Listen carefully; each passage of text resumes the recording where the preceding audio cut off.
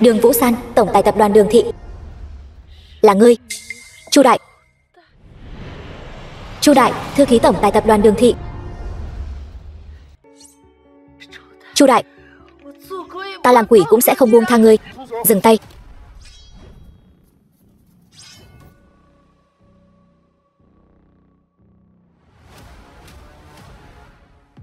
Tiểu tử vô dụng này vẫn chưa mất mạng sao? Chỉ bằng đám tôm tép này cũng muốn làm ta bị thương sao? Tính ra ngươi cũng có chút bản lĩnh, nhưng vậy thì sao?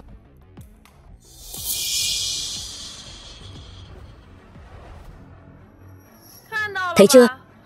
Hôm nay 4 cao thủ thiên tự bảng đều ở đây. Ngươi và Đường Vũ San chắc chắn phải toi đời. Chỉ 4 người này cũng xứng sao? Cuồng vọng đến cực điểm. Giải quyết hắn. Hãy để đôi uyên ương khốn khổ này cùng nắm tay nhau xuống địa ngục.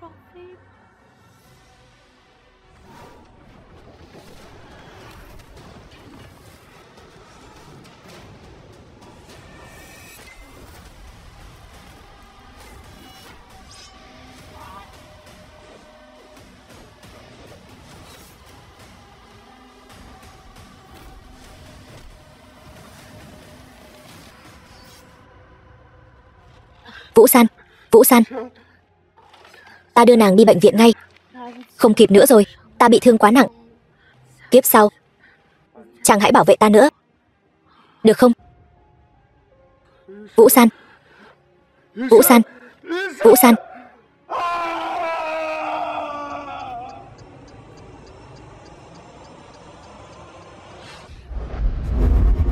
Tiểu thư, đây chẳng phải là nhà ta sao? Ta chưa mất mạng.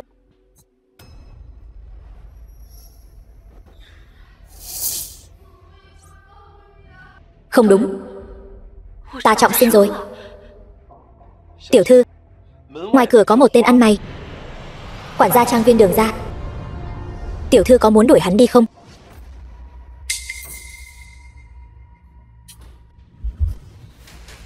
Chào nàng. Nàng chính là Đường Vũ San phải không? Ta tên là Diệp Hiền, là người ông nội phái tới bảo vệ nàng. Ngươi làm gì vậy?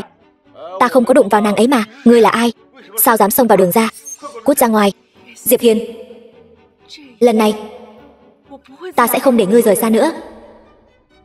Đường tiểu thư, chúng ta hình như là lần đầu gặp mặt, nhưng nếu nàng cứ như vậy, ta sẽ không khách khí đâu. Bỏ bàn tay bẩn thỉu của ngươi ra. Tiểu thư, đây là làm gì vậy? Thôi được rồi, ngươi ra ngoài trước đi. Nghe thấy chưa? Tiểu thư bảo ngươi cút ra ngoài. Ta bảo ngươi ra ngoài.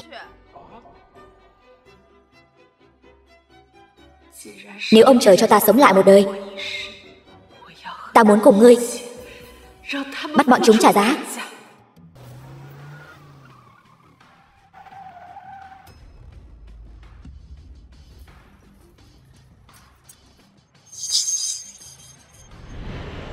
Toàn Cơ, thủ lĩnh thần tướng Chiến Tôn Điện.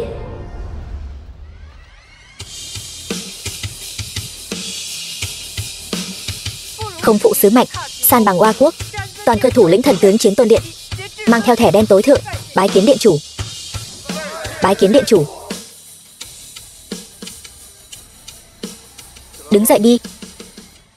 Vất vả rồi, sau này đừng khoe khoang đến mức như vậy. Phải nhớ kỹ, che giấu thân phận của ta. Dạ. Thuộc hạ chỉ là không hiểu. Ngài thân là chí tôn giả của Chiến Thần Điện, cái thế vô song, là người trên 5 vạn người dưới một người, sao lại ở Đường gia nhỏ bé này làm một hộ vệ chứ? Ta cần phải giải thích gì với ngươi sao? Thuộc hạ biết lỗi. Đứng dậy đi.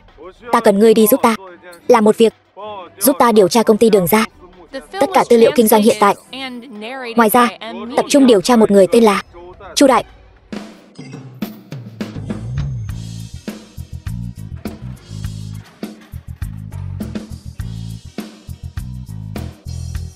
Cảm giác gần gũi này thật khiến ta an tâm. Chỉ có Diệp Hiền mới cho ta được. Bà chủ, chúng ta có phải hơi quá thân mật rồi không? Tôi là vệ sĩ của cô mà. Diệp Hiền, ta là bà chủ của ngươi. Ta bảo ngươi làm gì thì ngươi làm cái đó. Bớt nói nhảm. Được rồi. Đường tổng, tiệc đầu tư, tiệc rượu hôm nay. Ta biết ngươi nhất định sẽ không vắng mặt. Sao ngươi lại ra được khỏi trại giam vậy? Chuyện này không cần ngươi phải bận tâm. Ngươi đã đến bữa tiệc này rồi, chắc chắn là không thể từ bỏ khoản đầu tư 100 tỷ này rồi. Nhưng mà ngươi phải hiểu rõ, khoản đầu tư 100 tỷ này về bản chất là quà mừng tân hôn của tổng đốc dành cho ngươi và Tần Thiếu. Bây giờ ngươi lại gần gũi với một thằng hạ đẳng rác rưởi, kẻ không ra gì, thân mật như vậy. Nếu tổng đốc đại nhân biết được thì hậu quả khó mà lường được. Ngươi không sợ bị tổng đốc nhìn thấy rồi bị bắt lại sao? Thủ đoạn ngươi ra ngoài không sạch sẽ gì đâu. Ngươi im miệng. Ngươi chỉ là một tên vệ sĩ hèn hạ. Ta đang nói chuyện với bà chủ của ngươi, đâu đến lượt ngươi xen vào.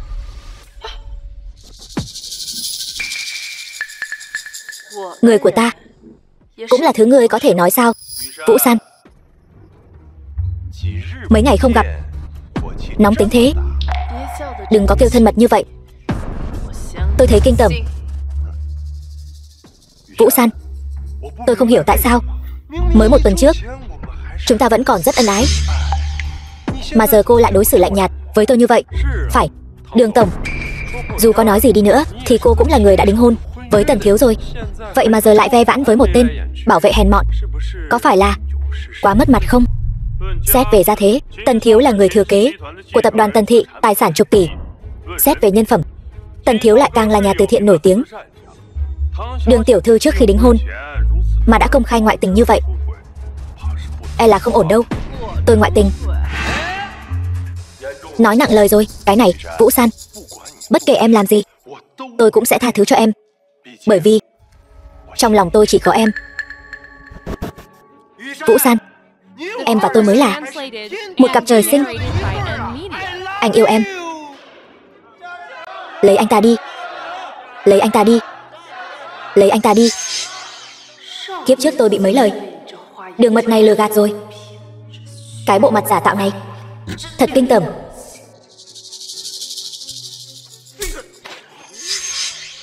Dám đánh tôi? Diệp Hiên, ngươi láo xược. Ngươi chỉ là một con cờ hó, chủ nhân còn chưa kêu mà ngươi đã cắn người ta rồi. Những người tham gia buổi tiệc rượu này đều là những thế gia hào tộc, xưng bá một phương ở Vân Thành. Đường Vũ San, cô lại dẫn một tên hạ đẳng này ngồi cùng mâm với chúng tôi. Cô có coi các thế gia Vân Thành ra gì không? Đúng vậy, cô có phải là hơi thiếu tôn trọng chúng tôi rồi không? Đây là ân oán giữa tôi và Tần Thị. Các người ở đây cố ý gây chuyện là có ý gì? Không, bây giờ đâu chỉ còn là ân oán giữa cô và Tần gia nữa. Chu tiểu thư nói đúng. Những người tham gia buổi tiệc rượu hôm nay đều là những người có thân phận hiển hách, đáng lẽ phải nâng ly chúc mừng, cùng nhau vui vẻ. Nhưng không biết từ lúc nào lại có một tên bảo vệ rác rưởi lẻn vào. Tôi có thể hiểu là thân phận của chúng tôi cũng giống như tên bảo vệ rác rưởi của cô, có phải không? Hay là nói cô cố ý dẫn hắn ta vào đây để thể hiện uy phong của Đường gia? Đường tiểu thư không thể phủ nhận, 2 năm nay Đường gia khí thế đang thịnh, áp đảo bất kỳ thế gia nào ở đây. Nhưng đây cũng không phải là vốn liếng để cô kiêu ngạo. Một người chúng tôi không bằng Đường gia, 2 người cũng không được. Nhưng nếu tất cả các thế gia ở Vân Thành chúng tôi hợp lại với nhau thì Đường gia các người cũng chỉ là loài kiến hôi thôi. Trăm họ thế gia chỉ là hư danh, một lũ kiến hôi thôi. Dăm 3 câu liền để các ngươi làm đao phủ. Khôi hài, vô lễ. Ngươi tên gì? Diệp Hiền phải không? Thằng nhãi này gan to thật. Đường Vũ San, ta lại cho ngươi một cơ hội để thằng nhãi này lập tức quỳ xuống cho tất cả chúng ta, khấu đầu nhận lỗi. Nếu như vậy, ta sẽ coi như chưa có chuyện gì xảy ra cả. Nếu không, ngươi nằm mơ, ngươi uy hiếp ta. Ngươi coi Đường gia ta là cái gì? Ai muốn nắn bóp thì nắn bóp, dễ bắt nạt vậy sao? Mồm mép nhanh nhẩu. Nếu Đường gia ngoan cố, vậy thì đừng trách chúng ta tâm thiện tay độc. Đúng vậy, hôm nay Đường gia các ngươi nếu không cho chúng ta một lời giải thích, chúng ta sẽ cho Đường gia các ngươi bị trừ khử từ bây giờ. Nói nặng lời rồi. Tất cả những chuyện này đều là vì Đường Vũ San và tên vệ sĩ này tự ý làm bậy mà thôi. Vũ San, chỉ cần nàng đồng ý gả cho ta, mọi người chắc chắn sẽ nể mặt ta, sẽ không giận chó đánh mèo lên. Đường ra các ngươi muốn cưới ta, kiếp sau đi. Chư vị, từ hôm nay trở đi, ta Đường Vũ San và Tần Thiên hôn ước hủy bỏ. Đường thị và tập đoàn Tần thị như nước và lửa, ân đoạn nghĩa tuyệt.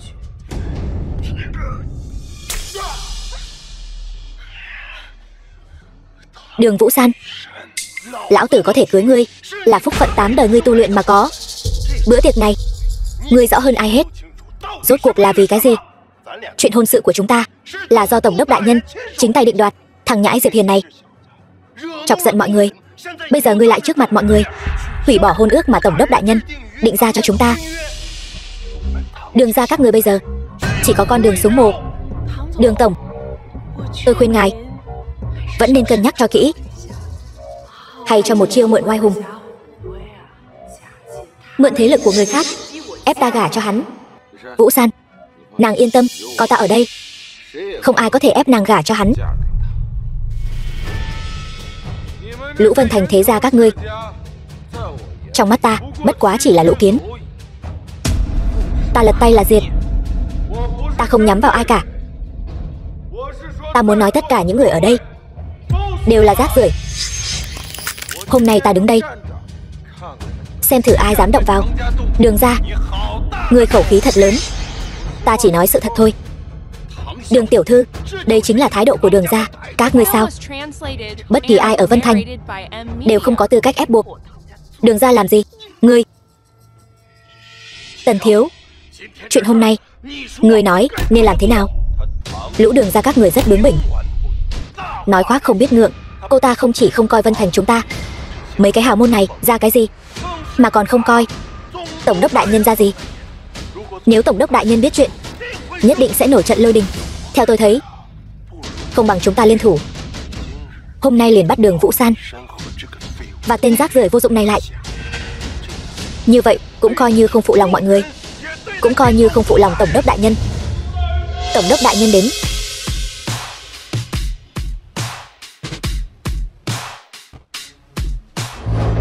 Các ngươi đang làm gì? Lôi Thiên Thừa, Tổng đốc Vân Thành. Đường Vũ San, lần này ngươi chắc chắn phải toi đời. Sao hả? Kiến có lớn đến đâu, còn muốn ăn thịt người sao?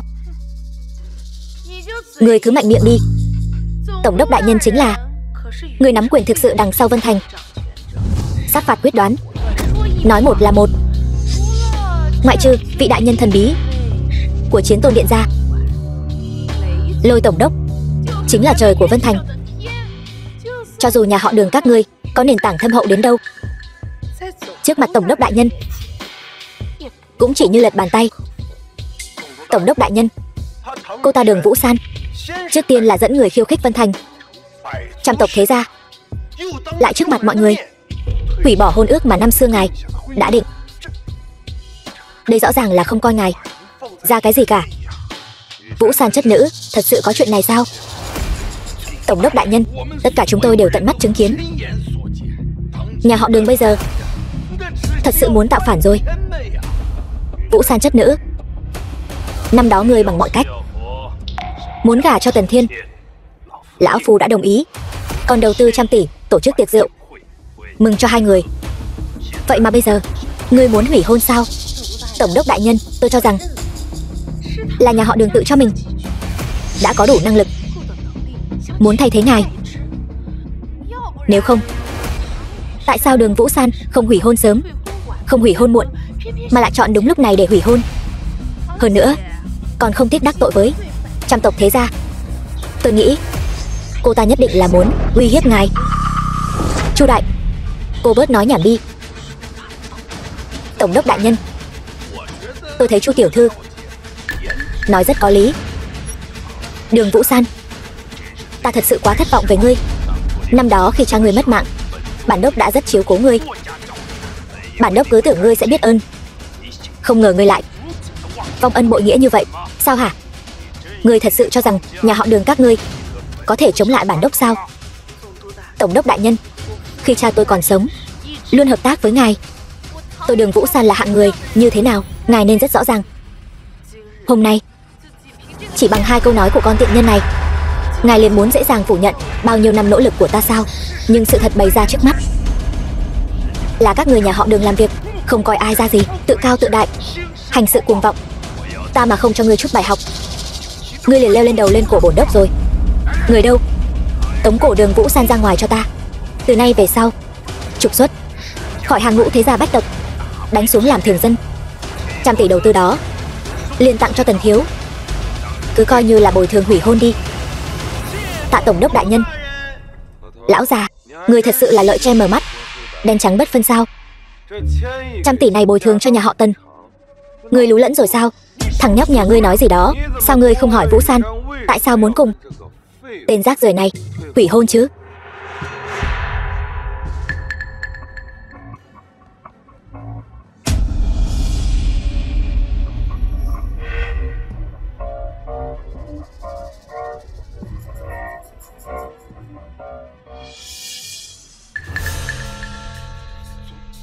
Tổng đốc đại nhân, đây không phải ta làm, ta không làm. Bức ảnh này là ảnh ghép, sao không gỡ xuống được? Nhầm rồi. Tắt cái này như thế nào vậy?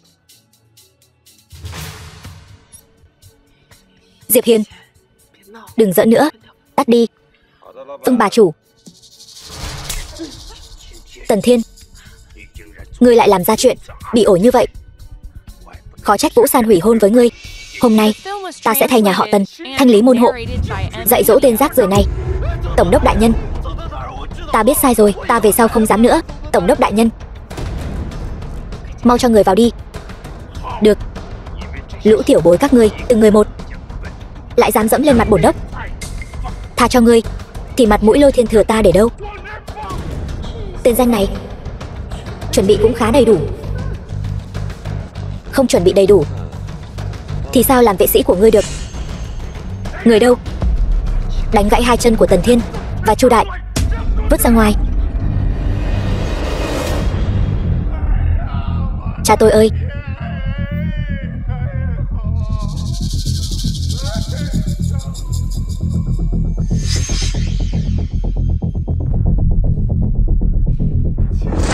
Thanh Thiên đại lão gia ơi!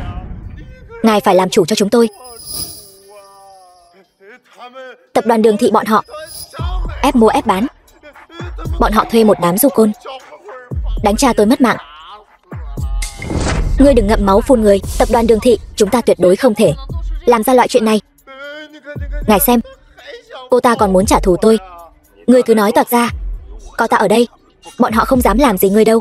Bọn họ thừa dịp nửa đêm cưỡng chế phá rỡ nhà tôi, vợ tôi, còn đứa con gái vừa tròn tháng của tôi đều mất thảm trong đó. Đường Vũ San, ngươi thật to gan. Đường ra các ngươi là công ty hay là xã hội đen? Được đấy, thời cơ vừa đúng lúc, muộn thêm chút nữa thì cả hai chúng ta đều bỏ mạng ở đây rồi. Tổng đốc đại nhân, Đường ra chúng tôi kinh doanh nhiều năm, tuyệt đối không thể làm ra loại chuyện đê tiện như vậy. Nhất định là có kẻ vu khống hãm hại, gài bẫy Đường ra chúng tôi. Ý ngươi là ta đang lừa ngươi sao? Cha ta hiện đang nằm trong quan tài kìa, hay là ta mở ra cho ngươi xem? Mở, đương nhiên là phải mở rồi. Ngươi không mở, ta sẽ giúp ngươi mở. Không được động vào quan tài của cha ta. Không đúng, chính là hắn đã đánh cha ta mất mạng. Được lắm, vậy ta sẽ tự mình mở cái quan tài này, hỏi cha ngươi xem có phải ta ra tay hay không. Dừng tay, ai cho phép ngươi vô lễ như vậy? Đồ ngu xuẩn, bên trong căn bản chẳng có ai cả. Tổng đốc đại nhân, Đường ra tội ác tày trời, tội không thể tha thứ. Ở đây còn chưa đến lượt ngươi ngậm máu phun người. Chuyện ngươi ve vãn chúng ta vẫn chưa tính sổ xong đâu. Ta và Tần thiếu gia cùng lắm chỉ là tư đức có khuyết điểm, chúng ta chưa từng làm hại bất kỳ bá tánh nào. Còn ngươi Đường Vũ San, phá nhà người ta, cướp của hại người, tội ác chồng chất. Đúng vậy tổng đốc đại nhân, ngài cai quản Vân Thành bao nhiêu năm nay, ai ai cũng ca tụng đường không nhặt của rơi, đêm không cần đóng cửa. Thế mà giờ đây Vân Thành này lại xuất hiện một kẻ ức hiếp dân lành, coi thường pháp luật, Điều này khiến bách tính Vân Thành nhìn chúng ta thế nào? Nhìn ngài tổng đốc đại nhân ra sao? Đúng, tổng đốc đại nhân nhất định phải nghiêm trị Đường gia, cho bá tánh một lời giải thích. Đường gia không trừ, Vân Thành khó giữ. Tần gia chúng tôi khẩn cầu tổng đốc đại nhân ra tay tiêu diệt Đường gia, lấy đó làm gương. Ta Lý Phi Hổ Lý gia khẩn cầu tổng đốc đại nhân ra tay tiêu diệt Đường gia, lấy đó làm gương. Triệu Hào Cường, Triệu gia Nam Hồ, ta Tôn Thiên Nhạc, Tôn gia Bắc Thành, ta Đồng Hạo Nam, Đồng gia Tây Thành thỉnh cầu tổng đốc đại nhân ra tay tiêu diệt Đường gia, lấy đó làm gương. Ngươi thật là bịa đặt trắng trợn, đạo đức giả. Nếu không phải ta sớm có chuẩn bị, e rằng đều sẽ bị các ngươi gài bẫy rồi. Vào đi.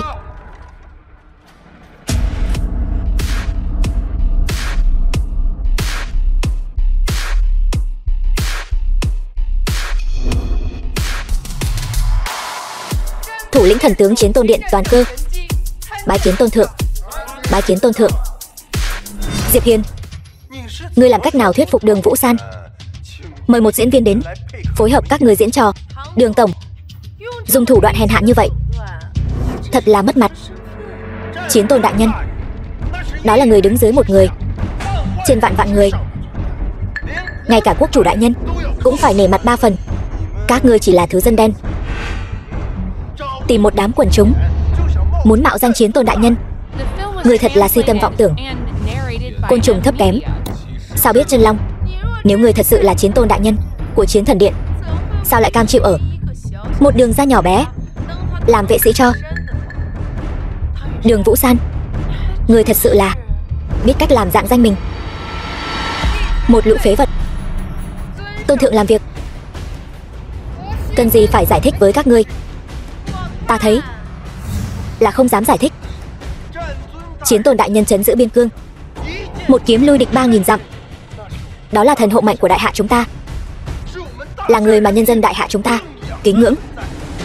Còn các ngươi mạo danh Chiến Tôn đại nhân, đó chính là đứng về phía đối lập với con dân đại hạ ta. Tổng đốc đại nhân, nếu hôm nay không lấy mạng tên tiểu tử này, Chiến Tôn đại nhân nổi giận sẽ máu chảy thành sông. Cho dù quốc chủ có đến cũng phải gật đầu phối hợp. Đến lúc đó Vân Thành chúng ta sẽ vạn kiếp bất phục. Tổng đốc đại nhân, ngài còn chờ gì nữa? Không lấy mạng hắn, đợi Chiến Tôn điện biết được chuyện như vậy, chúng ta sẽ thật sự tiêu đời. Đường Vũ San, ngươi và bảo tiêu của ngươi phạm tội tay trời, chắc chắn phải mất mạng. Dù thân có đến cũng không cứu được các ngươi. Dưới Cửu Tuyền, hãy chuyển lời tới cha mẹ ngươi, ta cũng là bất đắc dĩ mới làm vậy. Ban bố chiếu chỉ tru sát Đường gia, tức khắc bị loại bỏ.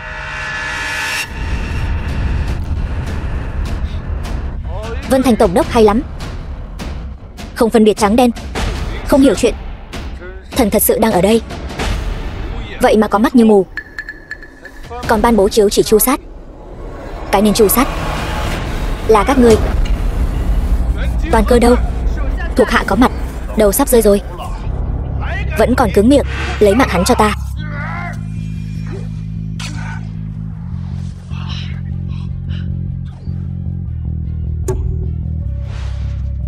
Mở to mắt của các ngươi ra, nhìn cho rõ ràng. Chiến Tôn lạnh đây. Gặp thiệt quỳ xuống. Quả nhiên là Chiến Tôn lạnh. Diệp Hiền lại là Chiến Tôn. Kiếp trước ta rốt cuộc đã làm gì vậy? Sao cái gì cũng không biết?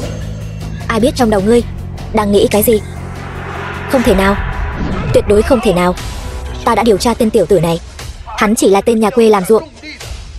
Sao có thể có Chiến Tôn lạnh? Chiến Tôn lạnh của hắn nhất định là giả mạo. Lười nói nhảm với ngươi. Hôm nay ta sẽ tự tay mở cỗ quan tài này, xem bên trong quan tài này rốt cuộc có oan khuất gì không. Diệp Hiền, nếu không có, hôm nay nhà họ Tần các ngươi chắc chắn diệt tập. Ngươi dám? Đừng tưởng ngươi cầm một miếng Chiến Tôn lạnh giả là có thể muốn làm gì thì làm. Ngươi đã khuất là hết. Mở quan nhiệm thi, đó là tội bất kính với cả thiên hạ.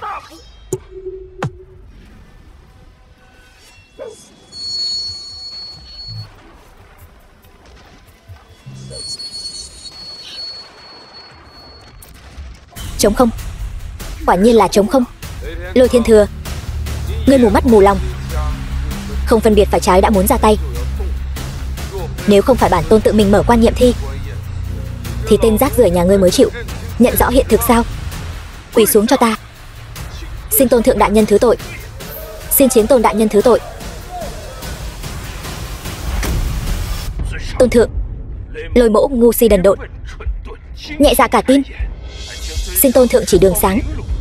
Rốt cuộc là ai hãm hại? Lôi Mỗ sẽ lập công chuộc tội. Là ai hết lần này đến lần khác xúi dục ly gián nhằm vào nhà họ Đường? Lại là ai cản ta mở quan tài, đặt điều nói xấu? Tần Thiên, Chu Đại, không ngờ các ngươi cũng có ngày hôm nay. Nỗi đau kiếp trước các ngươi gây ra cho ta, hôm nay ta sẽ trả lại cho các ngươi gấp ngàn vạn lần. Lôi Thiên Thừa, nên làm thế nào? Ngươi nên biết. Xin Tôn Thượng yên tâm, hai nhà Tần Chu tịch thu diệt tộc, mất chưa hết tội. Ta nhất định sẽ lăng trì hai người này, trừng trị nghiêm khắc. Tổng đốc đại nhân, Diệp đại ca, tôi sai rồi, tôi không dám nữa. Tôi cầu xin anh tha cho tôi, Vũ San. Xem như tình nghĩa chị em tốt bao năm qua của chúng ta, cô tha cho chúng tôi đi. Trời gây họa còn có thể tránh, tự gây họa không thể sống. Đây là do các ngươi tự chuốc lấy. Cút đi. Bà chủ, cảnh tượng tiếp theo hơi máu me, không thích hợp cho mỹ nữ như cô xem. Chúng ta đi thôi.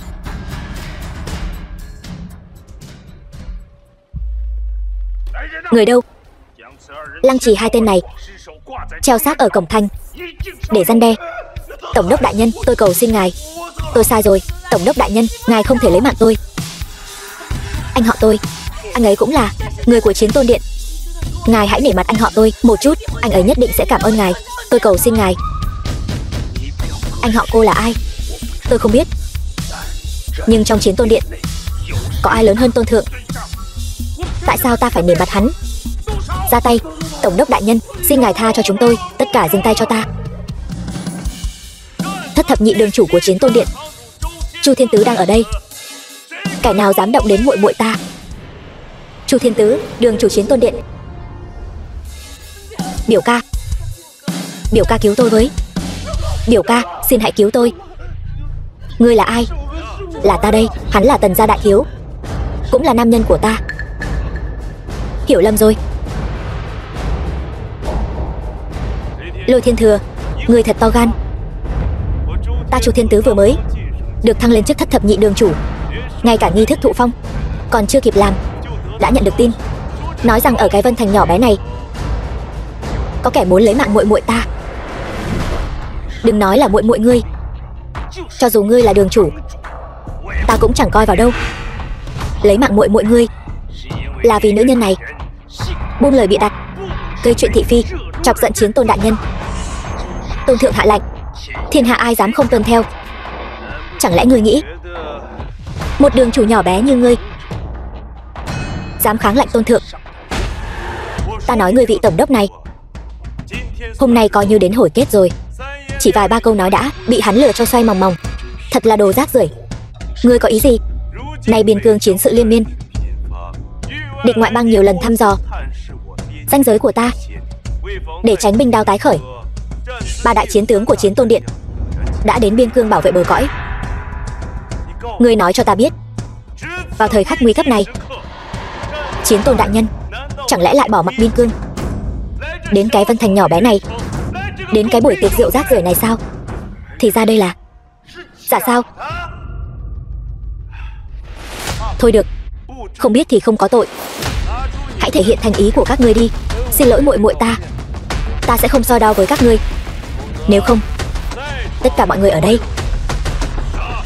xử không tha. Đường chủ đại nhân, lý gia chúng tôi nguyện ý dâng lên chục tỷ, mong đường chủ đại nhân tha thứ.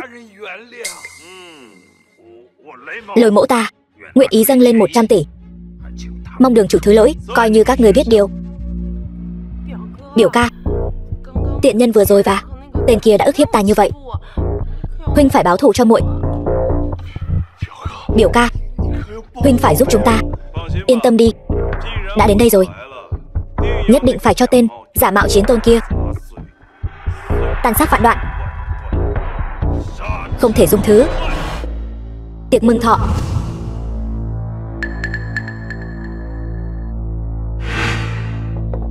Biểu muội, Đường Minh, nhị phòng Đường gia. Vị này là bạn trai của ta, Diệp Hiền. Thì ra người đã hủy hôn với Tần thiếu, rồi làm loạn trong đó. Đường Hạo, tam phòng Đường gia. Chỉ vì cái tên ăn bám vô dụng này sao? Đường Hạo, ngươi có ý gì? Có ý gì là sao? Ngươi có biết không, việc ngươi phá hủy hôn ước đã mang lại cho Đường gia rất nhiều tổn hại. Ta khuyên ngươi nên thu lại cái tính tiểu thư của mình đi, đến trước cửa Tần gia mà xin lỗi. Em gái, chúng ta đều là nữ nhi, ta sẽ không khách khí mà nói. Đường Thu, tứ phòng Đường gia. Một bảo bối như Tần đại thiếu gia ngươi không chọn, vậy mà lại nhất quyết chọn một gã la lịch bất minh như này. Ngươi đúng là thích hạ thấp thân phận mình để mà ở bên cạnh loại rác rưởi vô dụng này. Diệp Hiền, tát miệng. Được thôi, các ngươi từng đứa một ở nhà Đường ăn không ngồi rồi thì có tư cách gì chất vấn sự lựa chọn người thừa kế của ta? Còn dám ở đây nói bậy. Kể từ hôm nay tống cổ khỏi nhà Đường. Đường Vũ San, ngươi còn chưa trở thành gia chủ mà đã dám ngông cuồng như vậy, không coi trưởng bối ra gì. Vô pháp vô thiên, không coi trưởng bối ra gì. Vô pháp vô thiên. Diệp Hiền chính là điện chủ Chiến Tôn Điện, các ngươi không quỳ xuống hành lễ thì thôi đi, còn ở đây ăn nói sắc sược, bị vài cái tát còn coi là nhẹ. Chiến Tôn đại nhân, cô ta tin, cô ta thật sự tin rồi. Các ngươi có ý gì? Đường Vũ San, ngươi cũng khá lắm. Hắn ta đại náo tiệc rượu của tổng đốc, mạo danh Chiến Tôn, bây giờ đã ồn ào khắp nơi, ai ai cũng biết. Chỉ có ngươi còn bị che mắt, cứ nhất quyết coi tên này như bảo bối. Đến lúc đó chuyện này nếu thật sự truyền đến Chiến Tôn Điện, đến tai nhân vật lớn thật sự, ngươi còn có thể nhảy nhót được mấy ngày. Ta khuyên ngươi nên từ bỏ chuyện người thừa kế đi. 100 năm cơ nghiệp nhà Đường nếu bị hủy trong tay người phụ nữ ngu xuẩn như ngươi thì thật là mất nhiều hơn được. Chiến Tôn giả mạo, ngươi tin ai? Ta đương nhiên tin ngươi. Thật giả không lẫn vào đâu được, giả thật không lẫn vào đâu được, nhưng điều đó không ảnh hưởng đến việc ta đánh các ngươi. Cút ngay cho ta. Mấy hôm trước, một vị đường chủ của Chiến Tôn Điện vừa từ tiền tuyến trở về Vân Thành. Ông ta nói vô cùng rõ ràng, hiện nay chiến sự biên giới phía Bắc căng thẳng. Chiến Tôn đại nhân đã sớm dẫn theo 3 vị đại chiến tướng trấn giữ biên giới phía Bắc. Sao ngươi không đi biên giới phía Bắc? Mấy tên tép diêu đó còn chưa đáng để ta đích thân ra tay.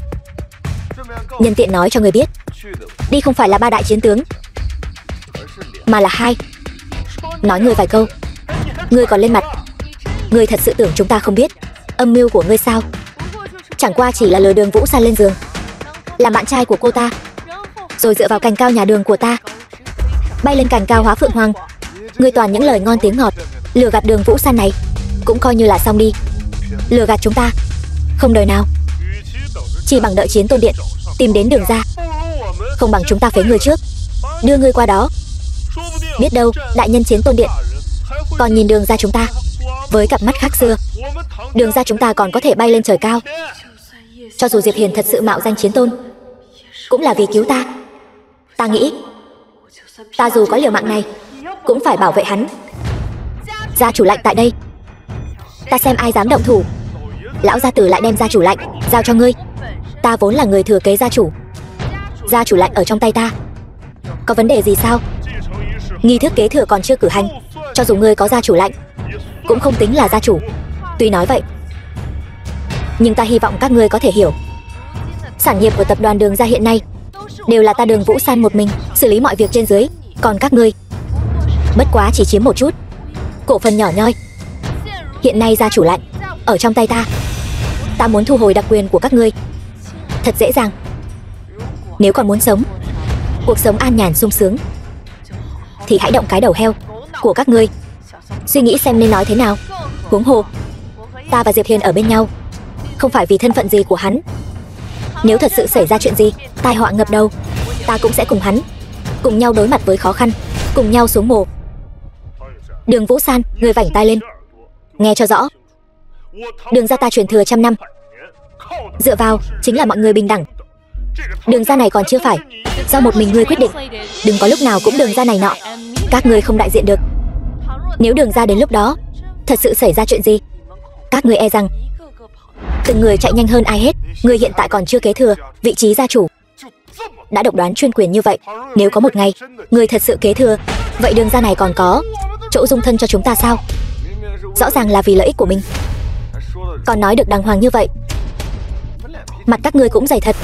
Ta đề nghị phế bỏ thân phận người thừa kế của Đường Vũ San, chuyển giao cổ phần của nàng cho chúng ta. Sau đó đuổi hai tên này ra khỏi Đường gia. Ai tán thành, ai phản đối? Ta đồng ý. Ta cũng đồng ý. Đồng ý, đồng ý. Các ngươi muốn tạo phản sao? Tạo phản thì không đến mức. Chẳng phải vì ngươi Đường Vũ San không giữ quy củ, khiến Đường gia trên dưới phẫn nộ sao? Đây là hình phạt dành cho ngươi. Phạm lỗi phải nhận, chịu đòn cho vững. Ngươi tự ngoan ngoãn giao gia chủ lệnh ra đây, hay là để chúng ta tự lấy? Thật là vô nghĩa. Các ngươi sỉ nhục ta như thế nào ta mặc kệ. Dù sao các ngươi cũng là thân tộc của Vũ San, bắt nạt các ngươi thật mất mặt. Nhưng bây giờ các ngươi đã phạm phải tội tày trời. Nếu còn không cút ngay thì đừng trách ta trở mặt vô tình. Chư vị khó mà thoát khỏi mất mạng. Bọn ta phạm tội gì? Ngươi đừng ngậm máu phun người. Cho dù bọn ta có tội, cũng không đến lượt ngươi khô môi múa mép. Tội của các ngươi có 3. 1. Bịa đặt thị phi chia rẽ ly gián, xúi dục kích động. 2. Vu khống bịa chuyện, có mắt như mù. 3. Quan trọng nhất là bắt nạt nữ nhân của ta. Tội không thể tha.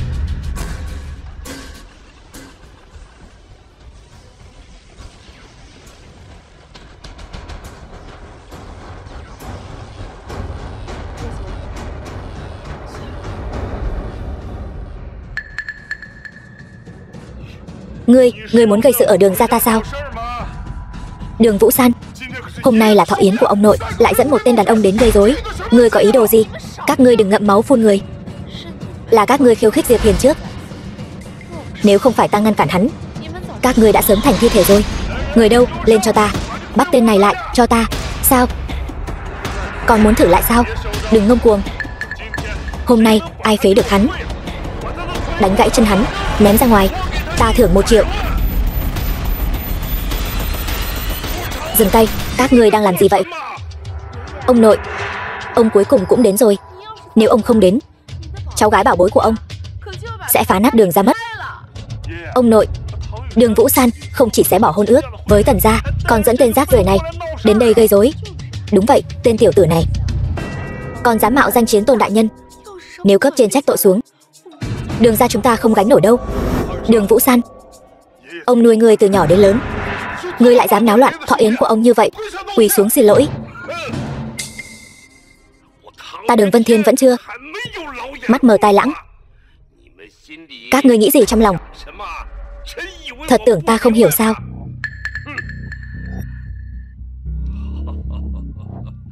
Diệp Hiền, đã lâu không gặp, chăm sóc cháu gái ta thật làm khó cháu rồi. Lão gia tử không cần khách sáo, dù sao chúng ta cũng coi như người một nhà. Người một nhà? Cháu và Vũ San. Ông nội, cháu và Diệp Hiền ở bên nhau rồi. Tốt. Ông nội, Đường Vũ San lại cùng tên này ở bên nhau, sao ông lại vui mừng như vậy? Hay là ngày mai cháu đưa ông đến bệnh viện xem ông có phải đã lú lẫn rồi không? Đồ hỗn láo. Đại ca, chính ta đã sắp xếp cho Diệp Hiền đi chăm sóc Vũ San. Ý định của ta là để hai người họ đến với nhau, thuận lý thành chương, kết hôn thành gia thất. Ngươi có hiểu không hả?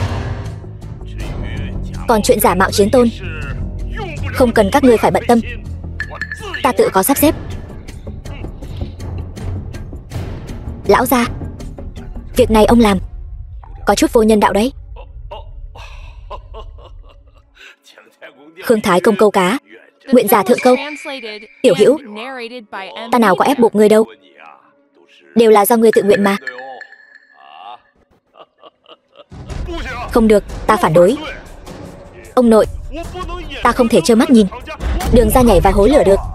Đường Minh, lão già ta còn chưa mất đâu. Khi nào đến lượt ngươi đến đây chất vấn quyết định của ta? Đường Minh, hay là vị trí gia chủ này ngươi ngồi đi. Không dám. Mấy đứa bay lại đây. Xin lỗi Diệp Hiền, nếu không thì tống cổ ra khỏi nhà, tịch thu toàn bộ tài sản, vĩnh viễn không được quay về. Diệp Hiền, xin lỗi. Xin hãy tha thứ cho tôi. Xin lỗi. Thôi được rồi, ta sẽ không so đo với lũ nhãi danh các ngươi nữa. Nhưng mà nhớ kỹ, ta sẽ luôn giám sát các ngươi. Đi thôi lão gia tử, cùng ăn mừng sinh nhật. Được, đi thôi. Diệp Hiền, chuyện này coi như bỏ qua nhé. Ngươi không thể hận thù Đường gia chúng ta đâu. San San nhà chúng ta sau này phải nhờ cậy ngươi nhiều đấy. Đi thôi.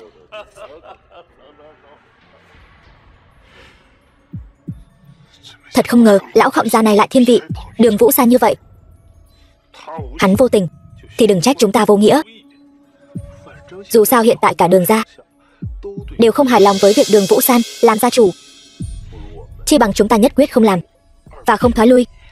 Biểu ca, ngươi yên tâm, ta đã tẩm độc vào quà rồi.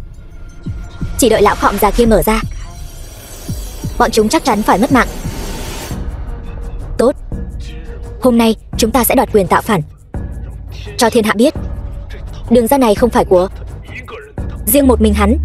Xem nào, ta muốn tự tay tiến lão gia lên đường. Đại ca, huynh đi theo ta.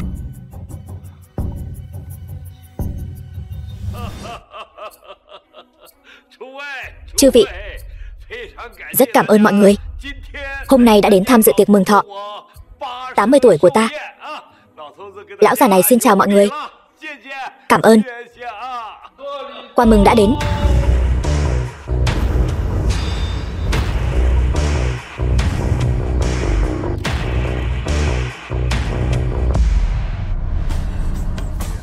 Ông nội, vừa rồi là chúng con nóng vội.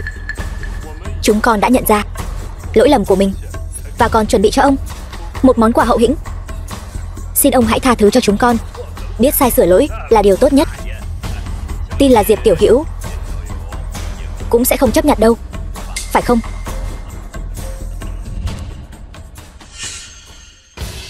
Đường Minh kính biếu một bức tượng phúc tinh bằng vàng ròng, một căn biệt thự 3 tầng thượng thủy, một chiếc Bentley. Chúc ông nội trường thọ trăm tuổi, phúc như Đông Hải. Tốt.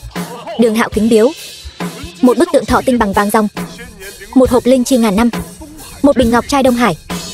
Chúc ông nội bách độc bất xâm, khỏe mạnh trường thọ. Tốt lắm.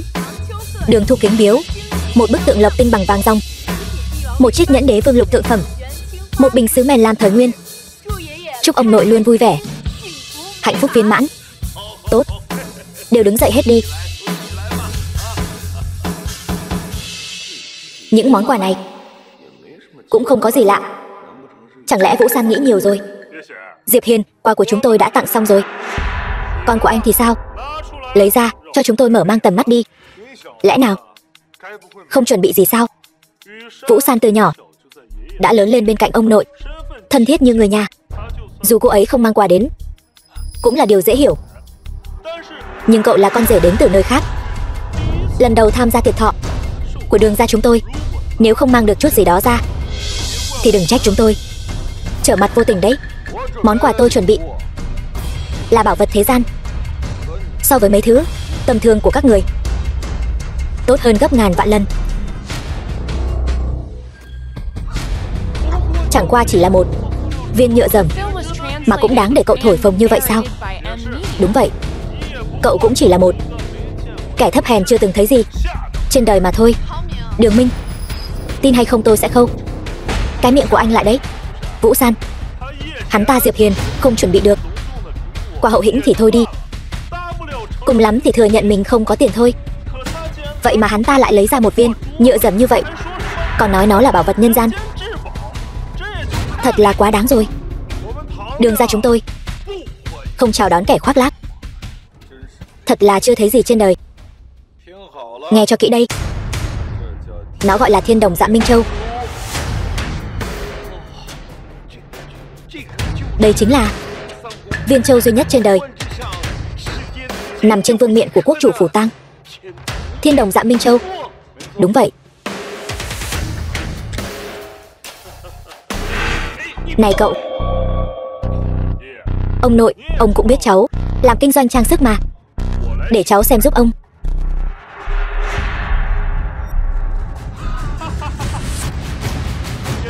Ông nội, đừng tin lời hắn ta. Thiên Đồng Dạ Minh Châu cái dám gì? Cũng chỉ là một viên chân châu nhựa, thêm chút bột dạ quang mà thôi. Nhà máy của tôi sản xuất mấy thứ đồ bỏ đi này đấy, một ngày làm được mấy vạn cái.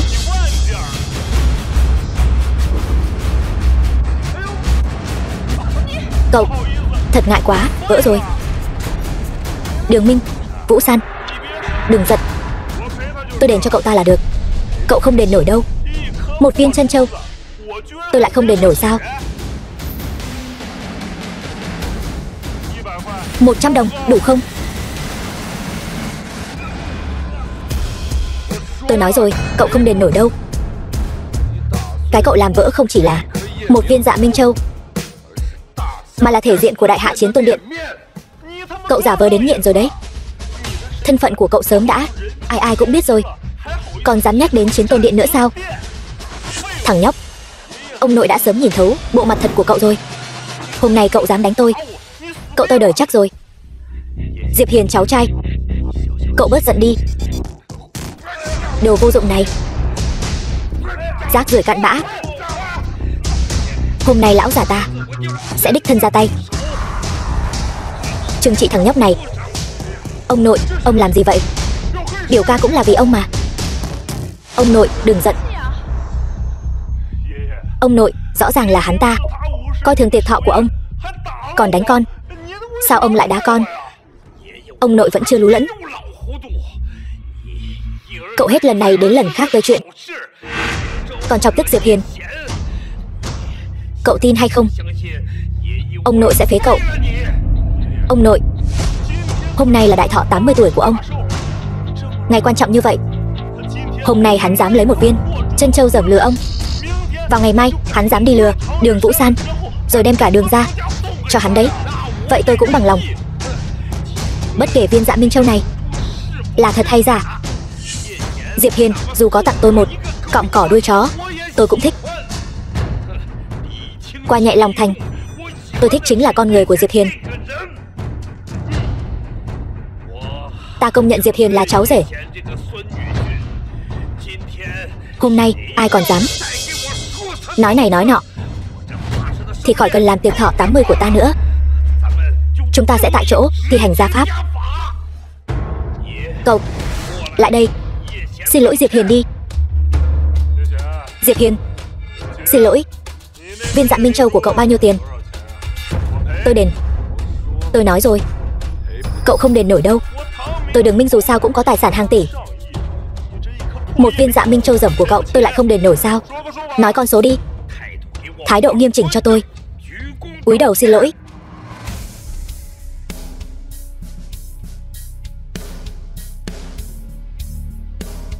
Xin lỗi. Báo giá đi. Mấy đồng tiền của cậu tôi còn chê bẩn. Lão gia, viên Dạ Minh Châu này vốn là tặng cho ông làm quà mừng thọ. Nếu đã là người nhà họ Đường chúng ta làm vỡ nó, vậy thì để ông tự tay xử lý đi. Còn không mau cảm ơn Diệp Hiền tiểu hữu. Cảm ơn Diệp tiên sinh. Ông ơi, ông đừng giận. Giận dữ hại thân thể. Vừa rồi chúng ta chuẩn bị những lễ vật mừng thọ này chẳng qua chỉ là trò đùa. tiếp theo tặng cho ông mới là kỳ chân dị bảo thật sự. Ông xem, nhất định sẽ rất vui.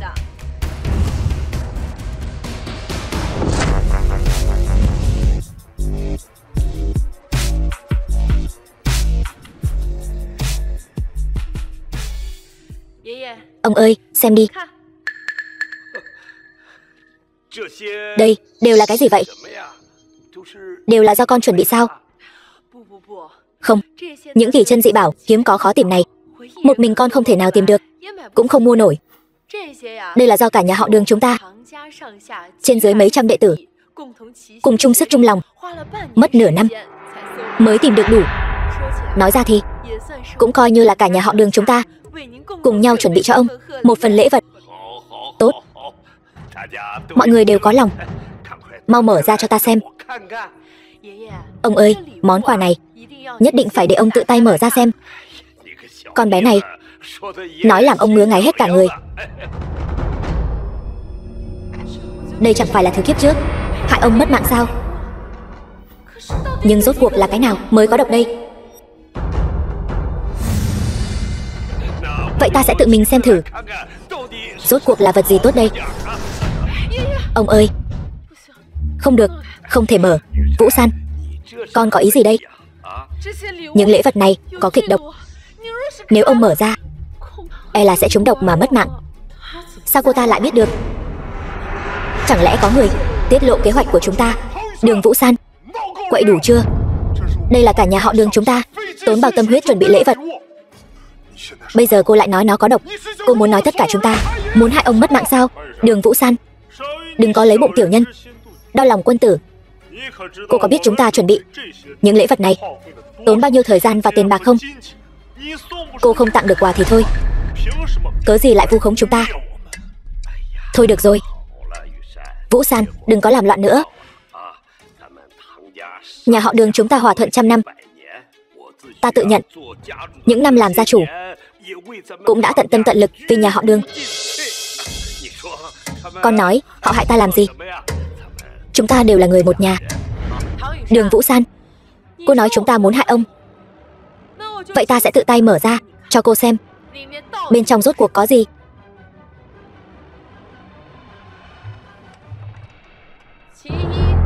Thứ nhất, bảo vật trấn quốc Hòa Thị Bích. Từ sau khi Tần diệt vong, Hòa Thị Bích liền bặt vô âm tín. Không ngờ lúc còn sống ta còn được tận mắt chứng kiến. Được lắm. Ông nội, chỉ cần là thứ ngài muốn, dù có phải đào sâu 3 thước đất, chúng ta cũng sẽ tìm cho ngài.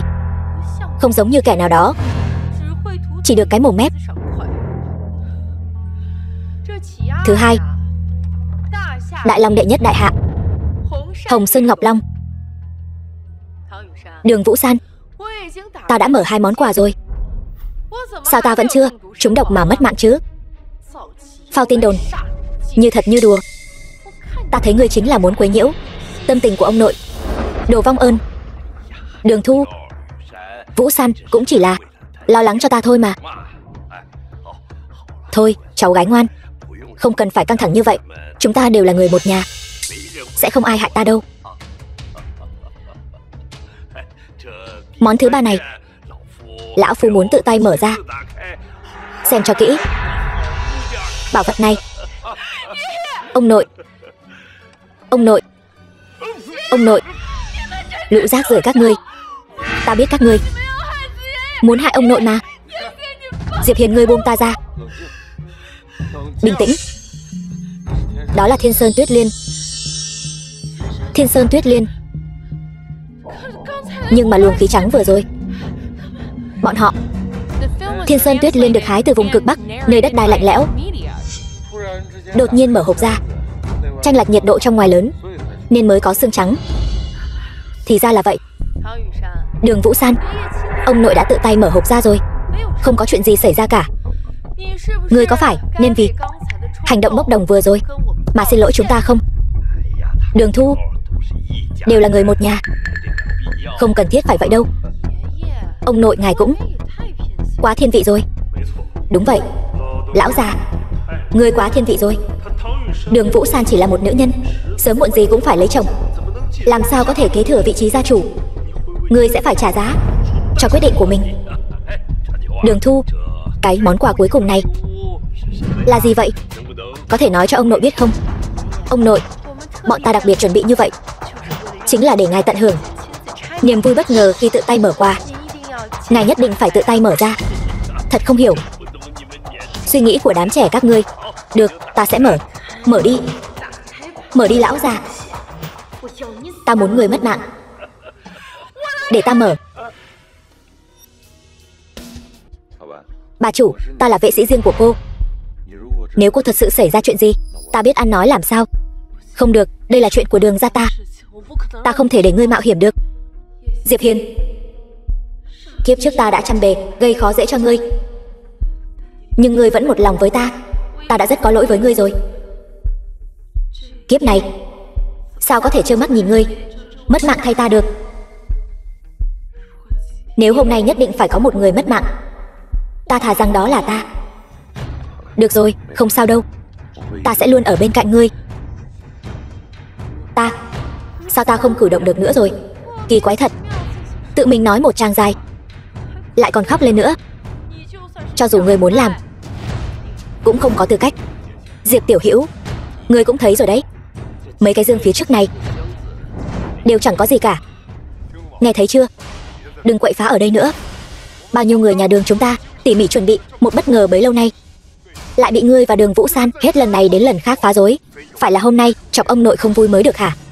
Chỉ là ghen tị với tấm lòng của chúng ta thôi. Lão gia tử, người tuổi đã cao, không phân biệt được đúng sai phải trái nữa rồi. Ông nội, ông xem, đều là do ông chiều hư nó. Bây giờ thằng nhóc này được đà lấn tới rồi. Tiếp theo, nhìn cho kỹ, ngươi sẽ biết thế nào gọi là lòng dạ khó lường. Không ngờ lại là thực hồn châu. Diệp Hiên, nhóc con, sống cho tốt không được sao? Ta thật sự không hiểu, tại sao ngươi và Đường Vũ San cứ phải tìm đường xuống địa ngục vậy? Diệp Hiên, sao ngươi ngốc vậy? Bọn chúng nhắm vào ta và ông nội. Nếu phải mất mạng thì phải là ta mới đúng. Đường tổng, tinh thần lực của ngươi thật mạnh mẽ, đến cả phong ấn của ta cũng có thể phá vỡ. Đồ ngốc, ngươi đúng là đồ ngốc. Để ta mất mạng là được rồi. Ngươi giỏi cái gì mà năng nổ? Diệp Hiên, kiếp này ta không muốn mất người nữa. Yên tâm đi, ta đã nói nhất định sẽ không rời xa ngươi. Ngươi gạt ta. Đi, ta đưa ngươi đi tìm thầy thuốc. Ta sẽ tìm thầy thuốc giỏi nhất chữa trị cho ngươi. Ta không muốn ngươi mất mạng. Ta tạm thời sẽ không mất mạng. Đường lão gia tử, thiện ác trung gian, thị phi hữu báo. Lần này ông đã thấy rõ rồi chứ? Mấy tên các ngươi lại dám muốn hại ta mất mạng thật sao? Mấy người này vì mưu đồ chuyện này quả thật là dụng tâm vất vả. Kiều chuyển thực hồn châu này dùng 72 loại độc vật, 36 loại độc thảo luyện chế 7749 ngày, lại còn hiến tế trăm mạng người. Thủ đoạn âm hiểm độc ác, trái với thiên đạo. Thằng nhóc nhà ngươi biết được cũng nhiều đấy. Thật đáng tiếc, một loại độc quý giá như vậy mà lại không thể khiến Đường Vân Thiên mất mạng. Đồ vô dụng này, lãng phí trên người ngươi. Ai bảo ngươi cứ phải ra oai trước mặt Đường Vũ San, đáng đời mất cái mạng này. Kiều chuyển thực hồn châu này là cấm thuật của Chiến Tôn Điện. Các ngươi làm thế nào mà có được? Ngươi thay vì quan tâm chúng ta làm sao có được thực hồn châu thì nên lo lắng cho bản thân mình đi. Độc này vô phương cứu chữa, chúng thì chắc chắn toi đời. Các ngươi cũng quá tự tin rồi. Ngươi đã biết lai lịch của độc này, ta nghĩ ngươi chắc chắn biết sự lợi hại của độc này. Ta nói cho ngươi biết, khắp thiên hạ này không ai có thể chữa được loại độc này. Đừng nói tìm thầy thuốc, Đại La Kim Tiên cũng không cứu được ngươi. Trong vòng 3 phút, ngươi chắc chắn sẽ toàn thân đau đớn như bị trùng độc cắn xé mà toi đời. Hắn nói là thật sao? Về lý thuyết là vậy, nhưng mà Đường Hạo, ta liều mạng với ngươi. Từ từ, đừng kích động. Ta muốn xem thử bọn họ còn có thể giở cho gì. Vừa rồi còn dám đánh ta. Ta muốn người mất mạng. Hắn là một tên phế vật chắc chắn mất mạng. Ngươi so đo với hắn làm gì? Lát nữa sẽ có thời gian băm xác. Phản rồi. Bọn người thật sự là phản rồi. Không ngờ trong tiệc thọ 80 của Đường Vân Thiên ta, các ngươi lại dám mưu đồ phản nghịch. Các ngươi lại dám hãm hại Diệp tiểu hữu.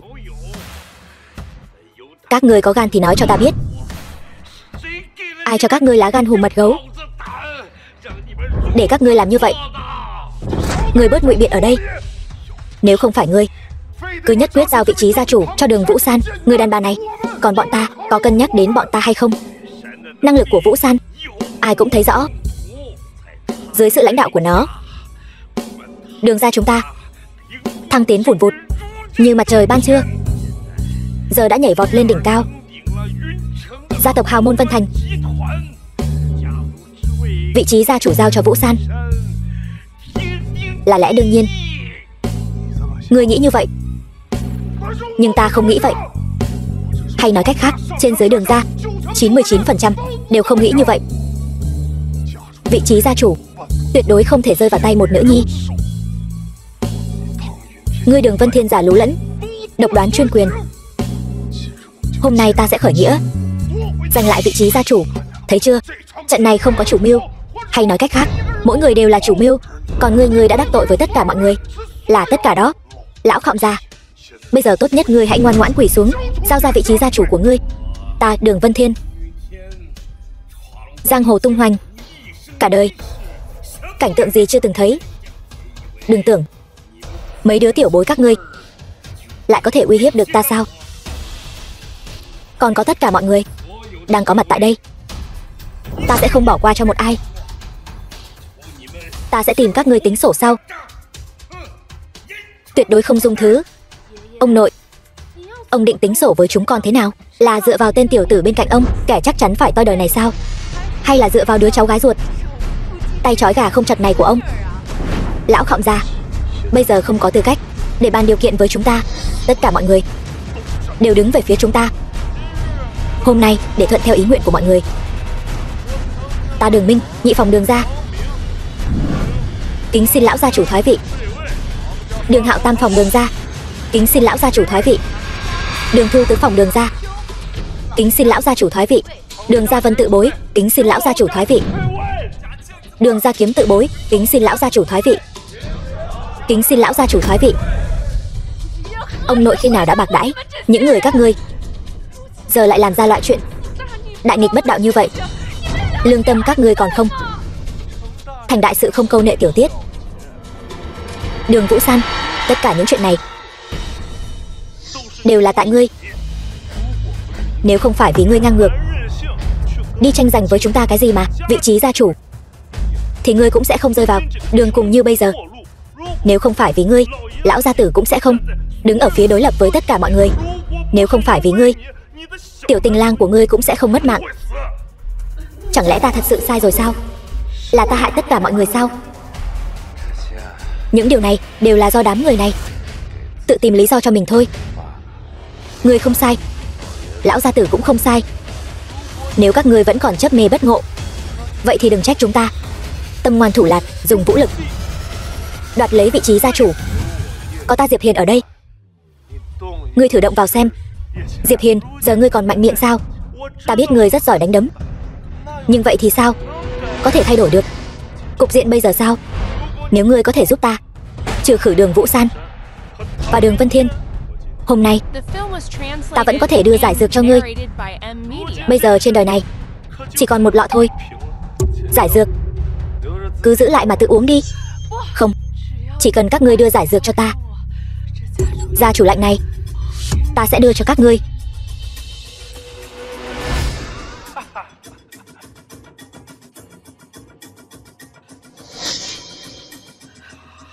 Đường Minh, ngươi có ý gì? Xin lỗi, lấy nhầm rồi. Ở đây còn một lọ nữa. Hay là ngươi quỳ xuống liếm nó đi. Gần mực thì đen, gần đèn thì dạng. Có Vũ San và lão gia tử, những người hiền minh như vậy lãnh đạo, Đường ra sao có thể sinh ra loại tai họa này? Các ngươi làm sao có thể nghĩ rằng hắn Đường Minh có thể dẫn dắt Đường ra? Tùy ngươi nói thế nào đi, bây giờ ngươi sắp phải trúng độc mà mất mạng, còn 5 giây nữa. Cảm giác chờ mất mạng thế nào? 5 4 3 2 1. Rồi sao nữa? Sao ngươi chưa mất mạng? Chẳng lẽ không ai nói cho ngươi biết cửu chuyển thực hồn châu vật hại vạn người này, nhưng duy chỉ có một người có thể giải.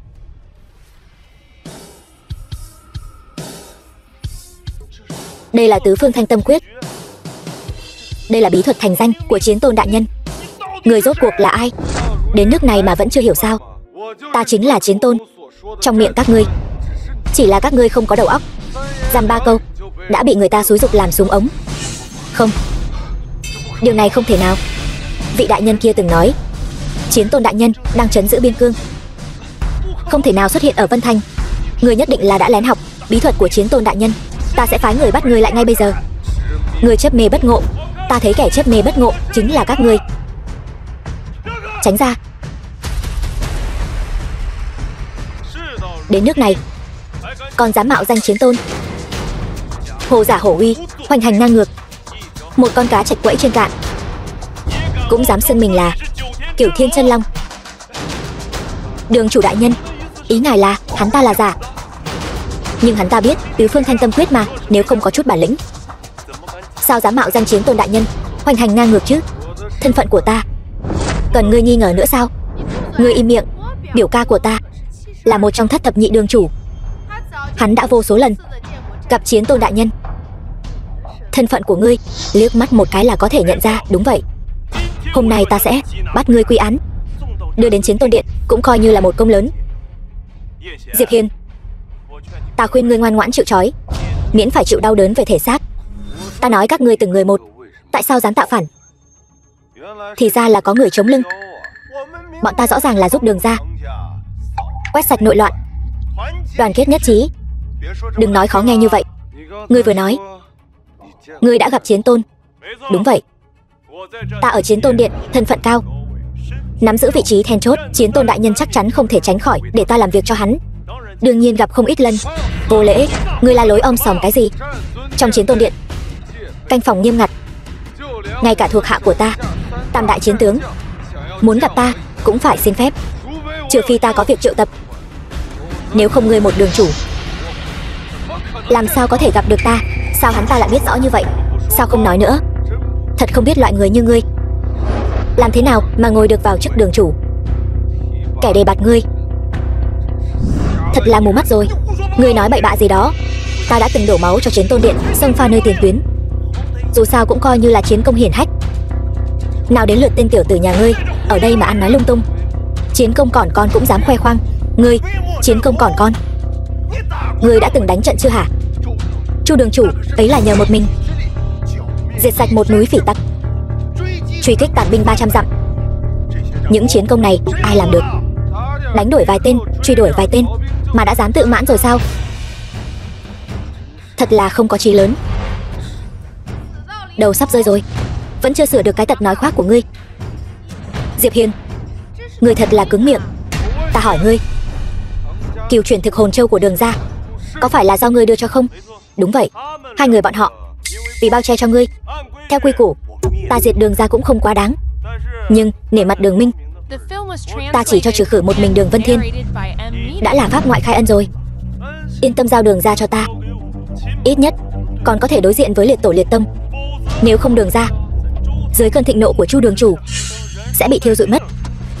Đường lão gia tử giao vị trí gia chủ cho Đường Minh, ta sẽ không so đo với các ngươi, còn có thể tha cho các ngươi một con đường sống.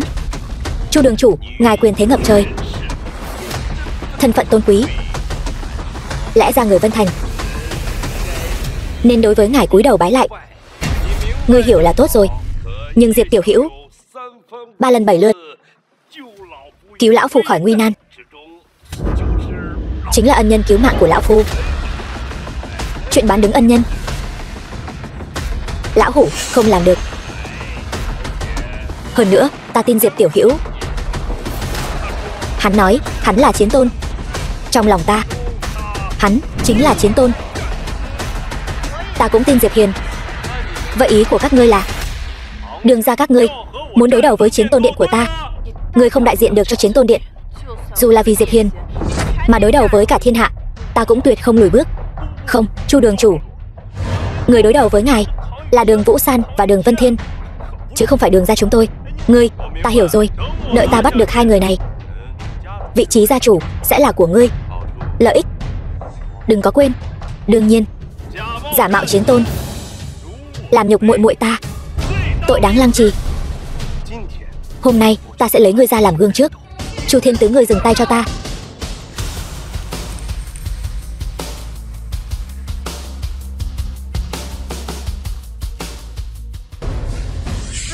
Là ngươi. Biểu ca, lại thêm một tên giả mạo nữa. Ngươi nói chuyện kiểu gì vậy? Biểu ca, huynh làm gì vậy? Toàn Cơ đại nhân, người sao lại đến đây? Vừa đúng lúc, ta vừa tóm được một tên giả mạo làm Chiến Tôn đại nhân. Ta đang định bắt hắn. Chu Thiên Tứ, người mượn chức vụ của mình, lạm quyền mưu tư, toàn tính thôn tính Đường gia, tàn hại bá tánh vô tội, biết pháp phạm pháp. Ngươi có nhận tội không? Toàn Cơ đại nhân, tôi không có sai. Tất cả những gì tôi làm đều là vì muốn bắt tên phế vật tác quái này. Phế vật? Đúng vậy, chính là tên phế vật này. Trước đây đã quậy phá yến tiệc của tổng đốc, khiến cho bách tộc hào môn Vân Thành náo loạn cả lên. Biểu ca đừng nói nữa, cô ấy chính là Toàn Cơ đại nhân đó. Nói nhảm, ta tất nhiên biết cô ta là Toàn Cơ đại nhân lần trước ở yến tiệc. Ngươi im miệng cho ta. Sao lắm chuyện thế? Không phải, việc hãm hại Đường Vũ San cũng là vì hắn ta bao che Diệp Hiền, đáng lý phải phán một cái tội đồng lõa, đáng bị trừng phạt. Sắp mất mạng đến nơi rồi, ngươi còn dám mạnh miệng. Ta bắt được tên giả mạo Chiến Tôn này, Chiến Tôn đại nhân nhất định sẽ rất vui mừng. Đây là một đại công. Hơn nữa, cho dù ta có tội, Toàn Cơ đại nhân cũng nên để Chiến Tôn đại nhân tự mình xét xử chứ. Người làm vậy là vượt quyền, định tội cho ta. Không thích hợp đâu. Thuộc hạ Toàn Cơ tham kiến Tôn thượng. Tham kiến Tôn thượng. Toàn Cơ đại nhân, sao người lại quỳ xuống cho hắn? Khắp thiên hạ này chỉ có một người khiến ta quỳ. Người đoán là ai? Hắn thật sự là Chiến Tôn đại nhân sao? Biểu ca, lần trước ở buổi tiệc chính là Toàn Cơ này đã xuất hiện cùng Diệp Hiền. Cái gì? Sao ngươi không nói với ta sớm hơn? Bọn ta muốn nói, nhưng huynh cũng đâu cho cơ hội. Toi đời rồi. Lần này thật sự tiêu rồi. Đường lão gia tử, ta mượn thọ yến của ngài để thanh lý rác thải của Chiến Tôn điện. Ngài không phiền chứ? Diệp tiểu hữu, cứ tự nhiên. Chiến Tôn đại nhân tha mạng, tôi đều bị bọn chúng mê hoặc, cho nên mới dám làm ra chuyện này. Chiến Tôn đại nhân, xin người niệm tình, tôi từng vì Chiến Tôn điện đổ máu, xin người tha cho tôi một mạng. Biểu ca, là huynh nói Chiến Tôn đại nhân là giả mà. Người im miệng cho ta. Chiến Tôn đại nhân, tôi biết, chính là hai người bọn họ ở buổi tiệc đã nói năng bất kính với người. Tôi sẽ lấy mạng hai tên này ngay. Ta cho phép người đứng dậy chưa?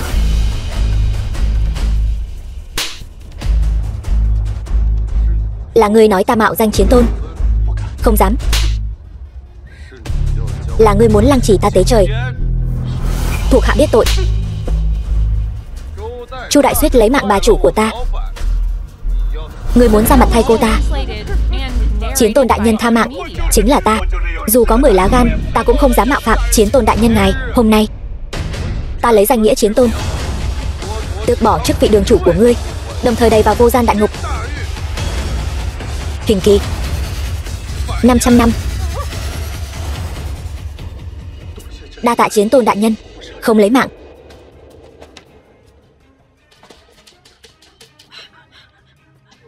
Chiến Tôn đại nhân, xin ngài cũng tha cho ta một mạng.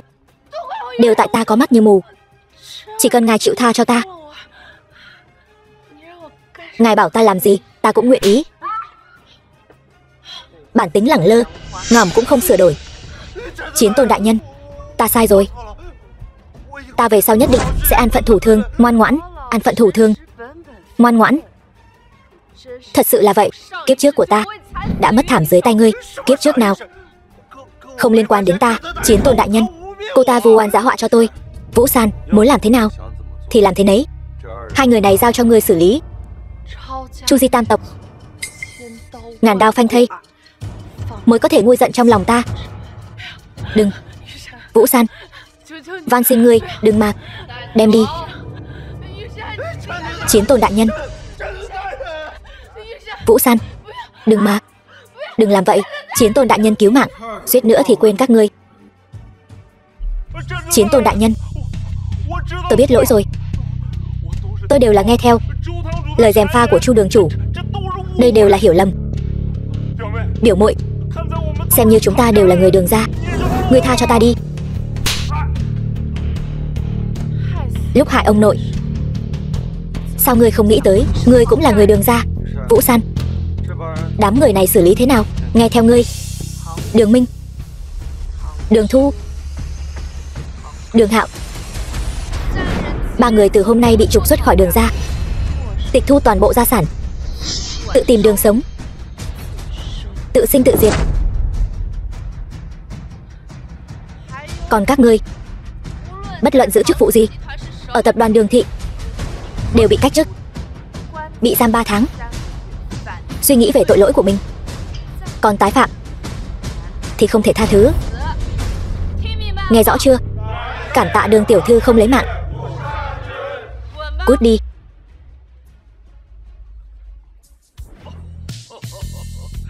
Diệp tiểu hữu, không. Chiến tôn đại nhân,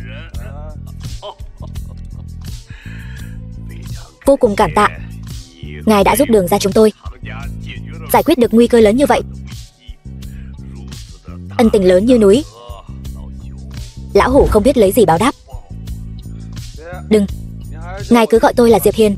Vũ San là bạn gái của tôi, bảo vệ Đường gia là trách nhiệm của ta. Cũng phải gọi con là Diệp Hiền, khách sáo quá.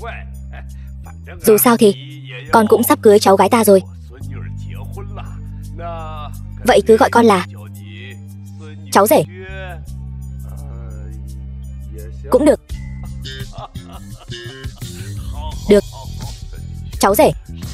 Trời cũng không còn sớm nữa, hay là hôm nay cứ ở lại nhà ta nghỉ ngơi cho khỏe, để lão phu thể hiện một chút lòng hiếu khách. Được, đi thôi. Đi đi.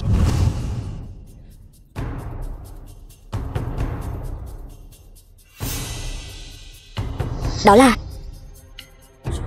Chu đại Chu thiên tứ.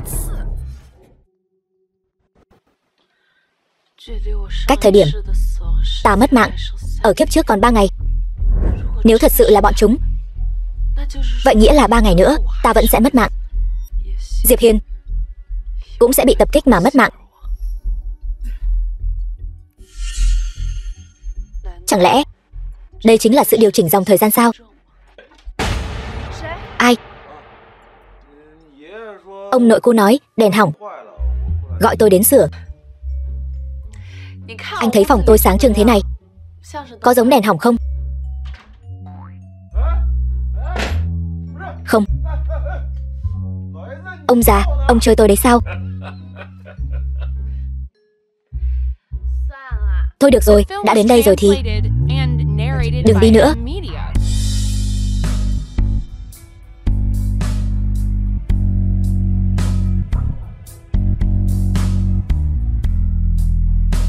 Hay là tối nay cứ trao thân cho Diệp Hiền đi. Như vậy, cho dù ta có rời xa chàng, ta cũng không có hối tiếc nào. Rời xa? Sao nàng lại muốn rời xa ta? Chàng quả nhiên nghe được ta đang nghĩ gì. Ta không có. Vừa rồi nàng quá chủ động, ta hơi sợ. Nàng nghỉ sớm đi, ta đi trước, ngủ ngon. Quay lại.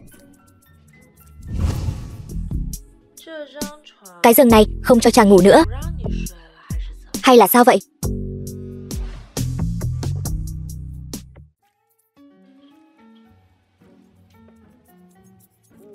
Anh vẫn chưa ngủ sao?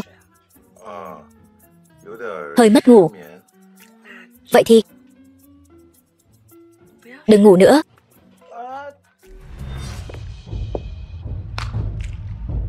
Hy vọng lần này có thể thắng cược. Đường Vũ San, ta chỉ kích động nói với ngươi vài câu, ngươi thật sự dám đến sao? Chu đại, ta đã nói rồi, ân oán giữa ngươi và ta hôm nay nhất định phải giải quyết cho xong. Đường Vũ San, sao chỉ có mình ngươi đến vậy? Tên tiểu tình nhân, chiến tôn của ngươi chẳng lẽ bỏ rơi ngươi rồi sao? Không cần ngươi lo. Chu đại, đã nghĩ xong hôm nay mất mạng như thế nào chưa? Đường Vũ San, ngươi e là vẫn chưa hiểu rõ tình hình nhỉ? Thấy chưa, những người này đều là cao thủ võ đạo ta thuê đến, chỉ cần ta ra lệnh một tiếng liền có thể xé người thành từng mảnh. Vậy sao? Ra tay. Các ngươi làm gì vậy? Ta là chủ nhân của các ngươi. Không cần tiền nữa sao? Xin lỗi, Đường tiểu thư trả nhiều hơn. Cái gì? Chu đại, lần này ngươi thua rồi. Thua thảm hại, không còn khả năng lật ngược tình thế. Dựa vào đâu? Ta không phục. Đường Vũ San, cớ sao ngươi lại như tiên tri vậy? Chỗ nào cũng nhanh chân hơn ta. Ngươi rõ ràng trước kia ngu như heo vậy, tại sao bây giờ lại trở nên như thế này? Tại sao? Chính là bởi vì kiếp trước quá tin tưởng các ngươi mới dẫn đến phải trả giá bằng mạng sống. Bước đường cùng này, còn nhớ lúc đó chính là bị trói trên cái thập tự giá này, bị giày vò đến mức không ra hình người, cuối cùng mất thảm. Lúc đó kiếp trước. Đường Vũ San, ngươi bị úng não rồi sao? Ngươi sẽ không thật sự tin trên thế giới này có người trùng sinh chứ? Tin hay không tùy ngươi. Dù sao mối thù này ta nhất định phải báo. Ra tay, khử cô ta. Kẻ nào động thủ sẽ mất mạng. Lâm Phong, sao lại là ngươi? Đường Vũ San, không ngờ tới chứ gì. Chúng ta đã chuẩn bị rất nhiều thứ. Chu tiểu thư, toàn bộ tài sản của Đường gia đều đã nằm trong tay chúng ta rồi. Lâm thiếu gia, thật vất vả cho ngươi rồi. Chờ chuyện này kết thúc, ta nhất định hầu hạ ngươi thật tốt, đảm bảo ngươi hài lòng. Vậy Chu tiểu thư, phải nói được làm được đấy. Đó là điều đương nhiên. Dù sao, nếu không phải ngươi đến, ta đã sớm bị đám phản đồ này lấy mạng rồi. Ngươi chính là ân nhân cứu mạng của ta. Đường Vũ San, bước này ngươi không ngờ tới chứ? Chẳng lẽ kết cục của ta thật sự là không thể thay đổi sao? Ngươi nói xem, ta nên báo đáp ngươi thế nào đây? Đúng rồi, ngươi vừa nói gì nhỉ? Bị trói trên thập tự giá. Ta thấy rất thú vị đấy.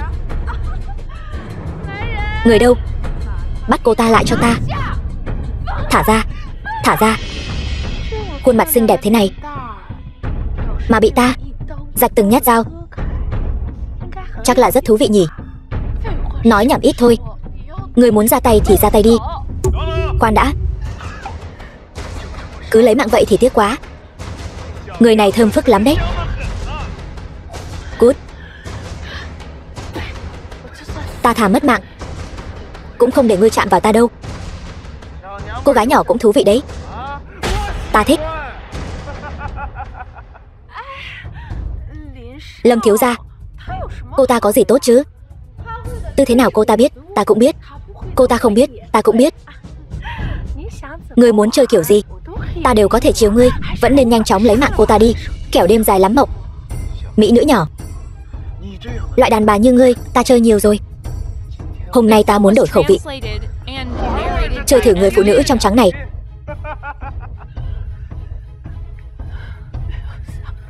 Không ngờ kiếp này lại mất trong nhục nhã như vậy. Nhưng cũng may, Diệp Hiên, chàng vẫn còn sống. Đường Vũ San, cô đừng nói là cô vẫn nghĩ Diệp Hiên còn sống đấy nhé. Ý cô là sao? Ý cô là sao hả? Đường tiểu thư, món quà này. Diệp Hiên, buông ra. Đường Vũ San, dù cô có gọi có khóc thế nào thì hắn cũng đã mất mạng rồi. Rốt cuộc là vì sao? Diệp Hiên là chiến tôn, hắn không thể mất mạng được. Sao hắn có thể mất mạng được? Vì hắn phạm phải trúng nộ. Vị trí chiến tôn đã đổi người rồi. Còn ta chính là một trong tam đại chiến tướng, tân nhiệm chiến tôn điện. Đại hiệu Tham Lăng. Tham Lăng đại nhân, thì ra ngài đã bày ra một bàn cờ lớn như vậy. Kế sách của ngài quả thật là vô song trên đời. Khổng Minh tái thế, cho dù là chiến thần đại nhân của chiến tôn điện thì đã sao? Trung quy cũng chỉ là phàm phu tục tử. Bị đao đâm vào vẫn sẽ đau, vẫn sẽ mất mạng. Nhưng bây giờ không sao rồi, bởi vì sắp đến lượt cô rồi. Diệp Hiền đã mất mạng rồi. Tôi liều mạng với cô. Đường Vũ San, bây giờ ta sẽ cho cô và Diệp Hiền đoàn tụ. Kiếm đến. Đau. Đường tổng, cô làm gì vậy? Đồ đáng ghét, anh làm em sợ muốn đứng tim. May mà anh không sao. Chẳng phải chiến tôn điện còn có chút hậu sự cần giải quyết sao? Cho nên ta mới đến muộn. Đến là tốt rồi, kiếp này ta không muốn xa cách chàng nữa. Ta đã nói rồi, ta sẽ không rời xa nàng. Ta còn có việc cần xử lý. Phải xử lý ba người này. Không thể nào, điều này không thể nào. Chính tay ta đã lấy mạng Diệp Hiền. Người rốt cuộc là ai? Thất sát đại nhân. Ta lấy mạng chính là thất sát đại nhân. Những thủ đoạn nhỏ của các ngươi Tôn thượng đã điều tra rõ ràng từ lâu rồi. Vị chiến tôn đại nhân mà ngươi lấy mạng hôm đó chẳng qua chỉ là người được chúng ta thế thân, thất sát mà thôi. Thất sát ý đồ mưu quyền soán vị, quấy nhiễu trật tự chiến tôn điện, phá hoại sự yên ổn của quốc gia. Bị các ngươi ngược sát cũng coi như là tội đáng đời. Bây giờ đến lượt các ngươi. Chiến sĩ của chiến tôn điện đâu? Chu Đại, Chu Thiên Tứ hai người vượt ngục, cấu kết với thất sát, mưu quyền soán vị.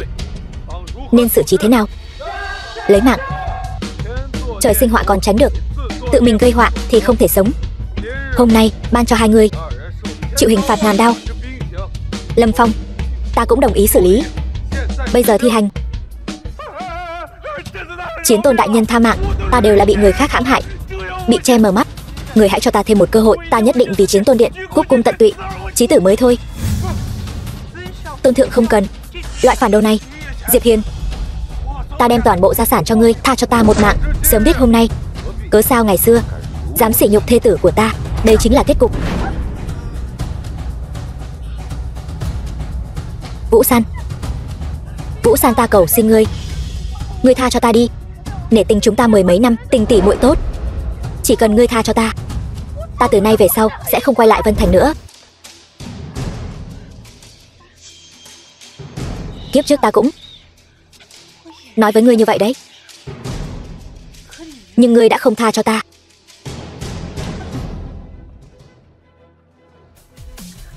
Ta cuối cùng đã báo thù, cảm ơn ngươi. Lần này ngươi có còn rời xa ta nữa không? Sẽ không, ta sẽ không bao giờ rời xa ngươi nữa.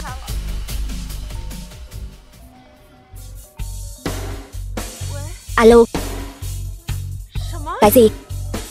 Ta sẽ qua ngay. Gia Gia bị người ta đánh, ta muốn xem thử là tên nào không biết điều dám khi dễ Đường lão gia. Vũ San, chúng ta đi. Gia Gia, người không sao chứ? Rốt cuộc đã xảy ra chuyện gì vậy?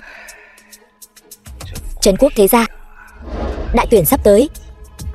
Ta vốn định mua bảo vật truyền đời của Vân Thành, Bích Hải Ngọc Long, tặng cho tứ đại thế gia. Bằng cách này để mưu cầu một tư cách tranh tài thăng cấp. Cho dù không thành, Đường gia ta có thể đến xem thôi cũng tốt. Ai ngờ Trương Thiên Hào của Trương gia trên đường ta trở về cướp đoạt. Hắn cướp Ngọc Long, còn đánh ta bị thương. Cái gì? Trương gia? Hay cho một Trương gia? Lập tức đi tìm bọn họ tính sổ. Diệp Hiền, ngươi hãy bình tĩnh trước đã. Diệp Hiền, ngươi không biết Trương Thiên Hào của Trương gia đó là một trong những vọng tộc thượng kinh. Hơn nữa, lần này còn được tuyển vào danh sách dự bị Trấn Quốc thế gia. Nếu không có gì bất ngờ, danh hiệu ngũ đại thế gia nhất định là Trương gia. Trấn Quốc thế gia là thế gia đỉnh nóc kịch trần.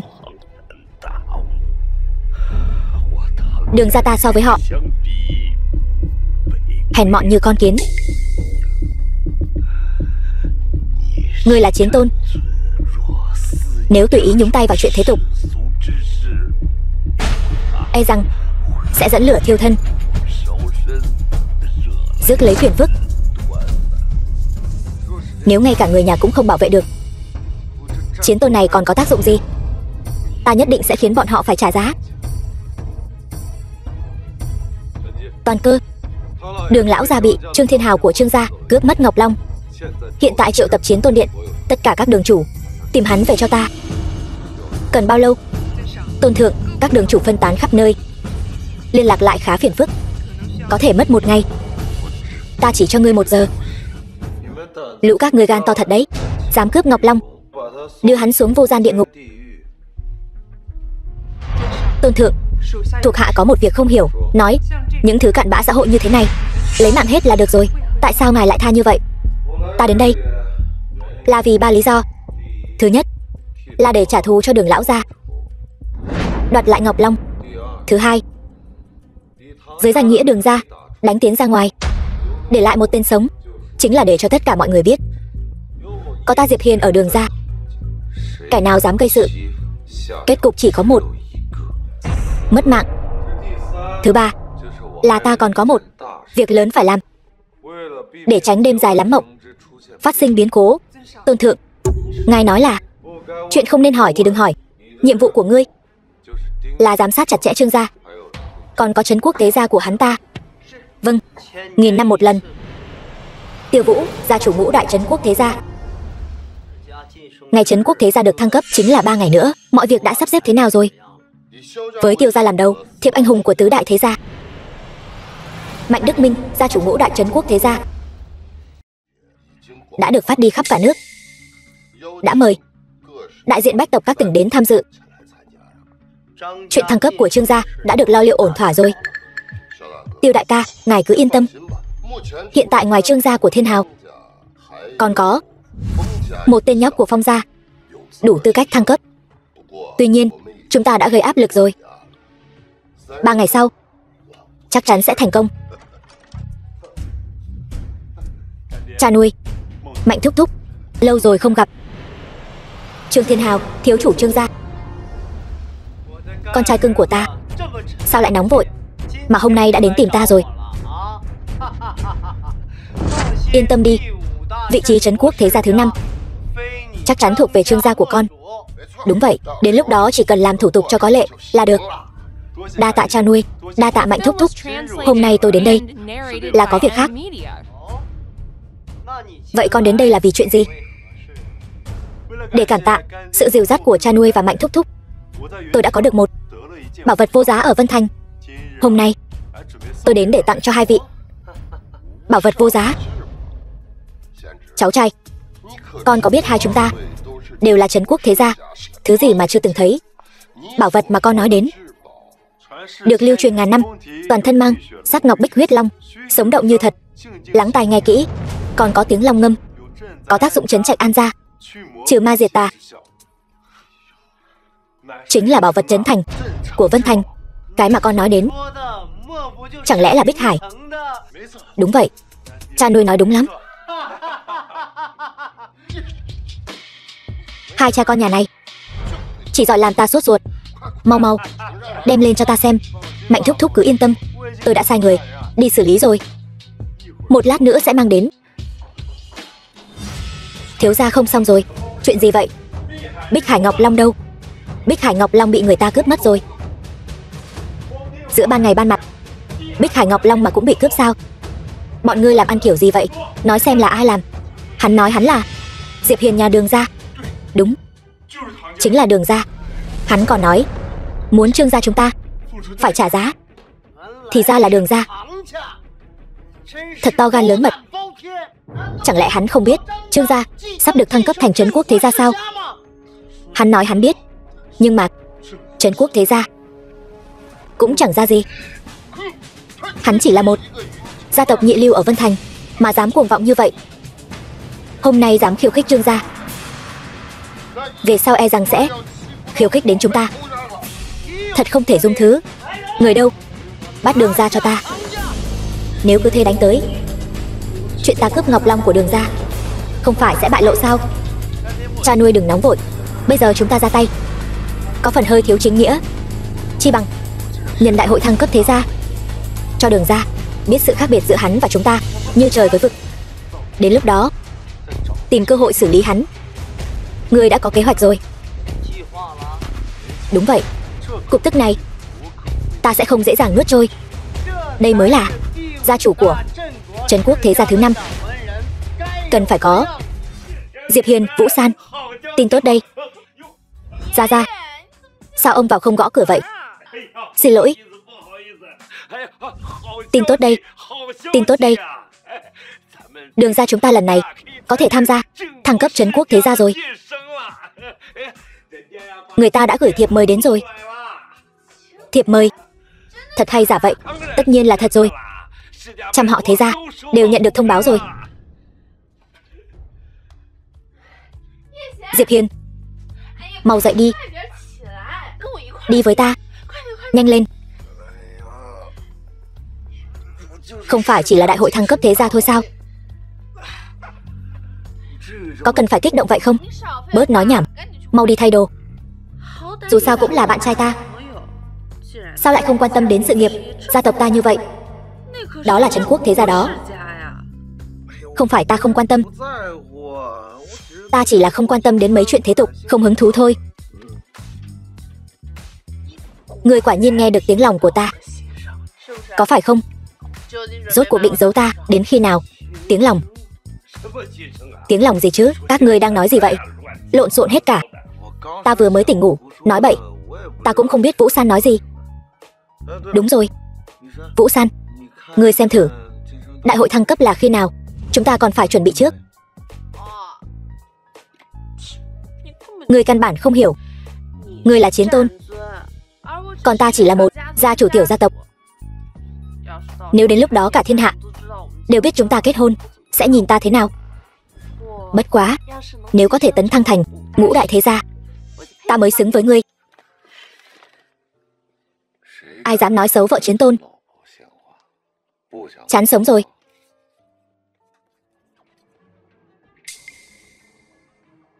Chờ đã. Trên đây viết là chẳng phải là hôm nay sao? Cái gì? Ra, ông chuẩn bị xe đi, không kịp nữa rồi. Đi nhanh, mau dậy.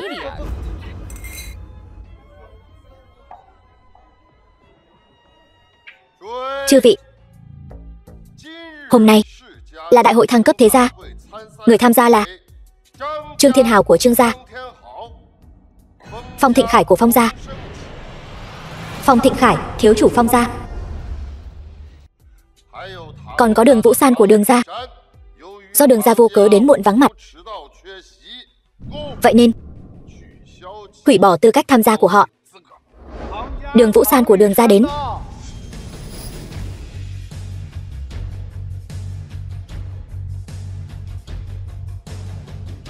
Đại hội thăng tiến Trấn Quốc thế gia. Đường Vũ San của Đường gia bái kiến thủ lĩnh Trấn Quốc thế gia. Miễn lễ. Tên nhóc ngươi gặp thủ lĩnh Trấn Quốc thế gia, tại sao không bái? Ta đâu phải người của Bách gia thế tộc các ngươi, lại chẳng có giao tình gì. Tại sao ta phải bái? Ngươi sống trong thế tục thì phải làm theo quy củ. Được lắm, còn ngông nghênh lắm. Không biết còn tưởng ngươi là quốc chủ điện hạ đấy. Thằng nhóc lanh mồm lanh miệng, dám lấy quốc chủ ra đùa giỡn. Ngươi chán sống sao? Cho dù ta chán sống, ngươi dám động vào ta sao? Thằng nhóc, ngươi ngông cuồng lắm, còn không khai báo gia tộc và danh hiệu của ngươi. Đường gia. Diệp Hiên. Thì ra ngươi chính là Diệp Hiên. Thế nào, coi như nể mặt ta. Mục đích chúng ta đến đây là để tấn thăng thế gia, đừng lãng phí thời gian dây dưa với Trương gia. Được rồi. Diệp Hiên của Đường gia tham kiến lãnh chúa Trấn Quốc thế gia. Vậy mới được chứ. Đường Vũ San, đại hội thăng cấp thế gia hôm nay là sự kiện đỉnh cao, ngàn năm có một. Đường gia các ngươi vô cớ đến muộn, có phải nên cho những người ở đây một lời giải thích không? Đó là bởi vì chúng ta mới nhận được thiệp mời. Thời gian căn bản là không kịp. Vậy ý cô là trách móc chúng tôi cố tình gửi thiệp mời muộn sao? Vậy có cần chúng tôi dùng Tiệu 8 người khiêng để mời cô đến không? Vũ San không có ý đó, chỉ là nói sự thật thôi. Theo tôi thấy thì đó đều là lời biện minh của cô thôi. Thực tế căn bản là nhà họ Đường các người đã lên mặt, không coi đại diện bách tộc chúng tôi và tứ đại trấn quốc thế gia ra cái gì cả. Được lắm Đường Vũ San, cơ hội khó có được này, cô không những không trân trọng mà còn dám khinh thường bọn ta như vậy. Chẳng qua chỉ là một con nhỏ quê mùa thôi, lại thật sự coi mình là cái thá gì. Cút nhanh về Vân Thành đi. Đại hội hôm nay không chào đón các người. Loại người này trong cuộc cạnh tranh ngũ đại thế gia này, nhà họ Đường này căn bản không có tư cách cạnh tranh. Cút đi. Thế gia thăng cấp dựa vào thực lực, không phải dựa vào các vị ở đây sủa vài tiếng là có thể thăng cấp thành công. Xin lỗi nhé, tôi quên mất, cậu còn không có tư cách thăng cấp. Làm khán giả thì chỉ việc xem thôi, đừng sủa như chó dại. Nhóc con, ở đây có phần mày lên tiếng sao? Sao nào? Nói họ chứ có nói mày đâu. Diệp Hiên, đây không phải Vân Thành của các người. Nói sai lời là có thể mất không chỗ chôn đấy. Để tôi mất không chỗ chôn, để xem ngươi có bản lĩnh đó không. Khẩu khí lớn thật đấy. Ngươi biết bọn ta là ai không? Dám ăn nói ngông cuồng như vậy. Ngươi là ai thì liên quan gì đến ta? Thật không biết nhà họ Đường này làm thế nào mà có được tư cách tham gia đại hội thăng cấp, mà lại phát lối như vậy. Khoác lác, thật là không biết điều. Đường Vũ San, cô có tin không? Bất kỳ ai trong số chúng tôi ở đây đều có thể bóp nát nhà họ Đường các người. Diệp Hiên, nói chuyện phải cẩn thận đấy. Thân phận của những người ở đây ai nấy đều thâm sâu khó lường, không phải loại nhà quê như ngươi có thể so sánh được. Cũng như Phong thiếu bên cạnh tôi, cậu ấy là truyền nhân của quốc sư nhất mạch, tài sản trăm tỷ, lại còn có kim bài do quốc chủ ban tặng. Diệt nhà họ Đường các người cũng chỉ là chuyện cậu ấy động môi thôi. Trương thiếu ngài mới đúng, ngài là hậu duệ của thừa tướng, bối cảnh càng thêm thâm sâu khó lường. So với tôi thì chỉ có hơn chứ không kém. Đường Vũ San, cho dù cô có tư cách tham gia, nhưng tuổi còn trẻ, phải học cách tiết chế. Bây giờ cúi đầu xin lỗi, tin rằng mọi người vẫn có thể tha thứ cho ngươi. Không sai, xin lỗi. Tất cả im miệng cho ta, bảo bọn ta xin lỗi. Ngươi xứng sao? Chỉ với thân phận nhỏ bé này mà có thể ở giữa bách tộc thế gia, khoác lác như vậy, thật là một đám ếch ngồi đáy giếng. Rác rưởi, hay cho một tên cặn bã. Biết ngươi ở đây nói nhăng nói cuội cái gì không? Đường Vũ San, đây chính là thái độ của Đường gia các ngươi sao? Tiêu gia chủ là đám người này ăn nói hàm hồ, sỉ nhục Đường gia ta. Ta thấy Diệp Hiên không làm gì sai cả. Được, bao nhiêu người chen lấn xô đẩy cũng không có được tư cách thăng cấp. Đường gia các ngươi lại không biết điều, còn dám làm loạn ở đại sự ngàn năm này. Ta thấy các ngươi là không muốn sống nữa rồi. Nếu đại sự ngàn năm này là do đám rác rưởi bách tộc thế gia các ngươi dùng để tự thổi phồng lẫn nhau, vậy ta thấy thế gia thứ năm này cũng đừng làm nữa. Đồ nhà quê không biết quy củ, mau cút ra ngoài cho ta. Chúng ta không hoan nghênh loại thế gia hạng hai như các ngươi. Vũ San, thấy rõ chưa? Đây chính là cái gọi là thế gia hào môn, chẳng qua chỉ là một lũ ếch ngồi đáy giếng, cố chấp mà thôi. Thăng cấp kiểu này không cần cũng được, chúng ta đi thôi. Nếu mọi người đều không hoan nghênh Đường gia ta như vậy, vậy Đường gia ta xin dừng tại đây. Chư vị, hữu duyên tái ngộ. Muốn đi không dễ dàng như vậy đâu. Trương Thiên Hào, ngươi muốn làm gì? Nếu các ngươi đến đây gây rối một hồi mà vẫn có thể bình an vô sự rời đi, vậy thì uy nghiêm của bách tộc bọn ta chẳng phải trở thành trò cười sao? Vậy ngươi muốn thế nào? Tuy hôm nay ta và Trương thiếu cũng là đối thủ cạnh tranh, nhưng ta đồng ý với lời Trương thiếu nói, uy nghiêm của bách tộc thế gia không thể xâm phạm. Xâm phạm mất mạng. Trịnh gia Đông Thành ta cũng tán thành với lời Trương thiếu nói, nhất định phải cho Đường gia một bài học. để bọn họ vì sự ngông cuồng vừa rồi mà trả giá. Lưu gia Tây Hồ ta cũng đồng ý với lời Trương Thiếu nói, nhất định phải trừng trị Đường gia. Một Đường gia nhỏ bé gây ra nhiều tai họa như vậy, theo ta thấy chi bằng xóa bỏ thân phận bách tộc của Đường gia, giáng xuống làm thường dân, vĩnh viễn không được ngóc đầu lên. Chư vị thấy thế nào? Bọn ta nguyện cùng chu di nhà Đường. Các ngươi không có tư cách làm như vậy. Hôm nay chúng ta đến đây là để tham gia đại hội thăng cấp thế gia, không có ý đắc tội với bất kỳ ai. Chính các ngươi khắp nơi gây khó dễ cho nhà Đường ta, đó cũng là do các ngươi không giữ quy củ trước. Sai lầm của nhà Đường hôm nay, tứ đại thế gia chúng ta đều nhìn thấy rõ. Cho dù ngươi có giảo biện thế nào cũng chẳng có tác dụng gì. Biết điều thì mau giao ra gia chủ lạnh nhà Đường quỳ xuống chịu phạt. Có lẽ còn có thể đổi lại một con đường sống. Tặng các ngươi 4 chữ: mơ tưởng hão huyền. Các ngươi vẫn chưa biết thực lực của tinh anh bách tộc chúng ta đâu. Người đâu?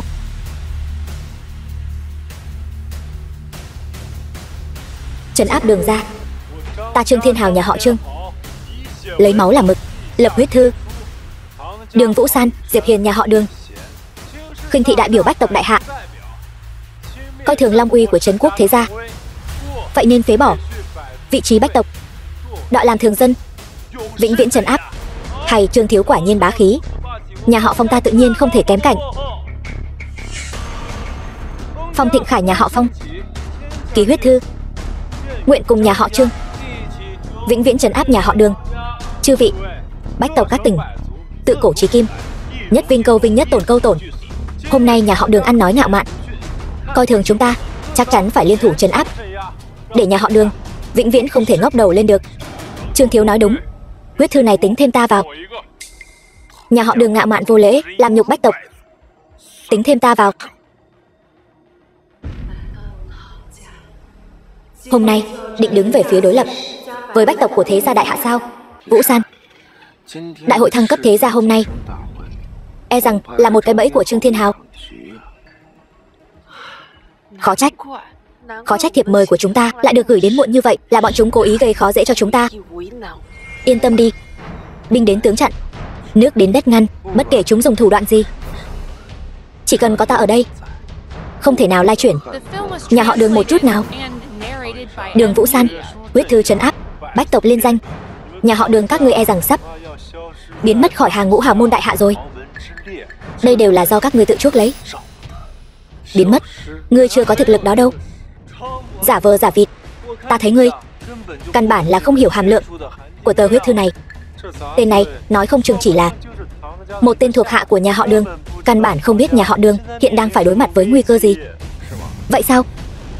Thế nhưng sao ta lại cảm thấy ta chỉ cần vung tay lên là có thể giải quyết một chuyện nhỏ nhặt này? Ngươi, mặc dù mấy người bọn ta không thể sánh bằng một đầu ngón tay mấy đại thế gia trấn quốc, nhưng chúng tôi cũng có thể đại diện cho cả tòa nhà này, trăm tộc đỉnh cấp của các tỉnh. Nói cách khác, nhà họ Đường các người là đang đối đầu với tất cả chúng tôi, các thế gia đỉnh cấp. E rằng ngay cả điều này ngươi cũng không hiểu sao? Vậy sao? Nhưng mà kiến có nhiều đến đâu cũng không cắn được con cự long.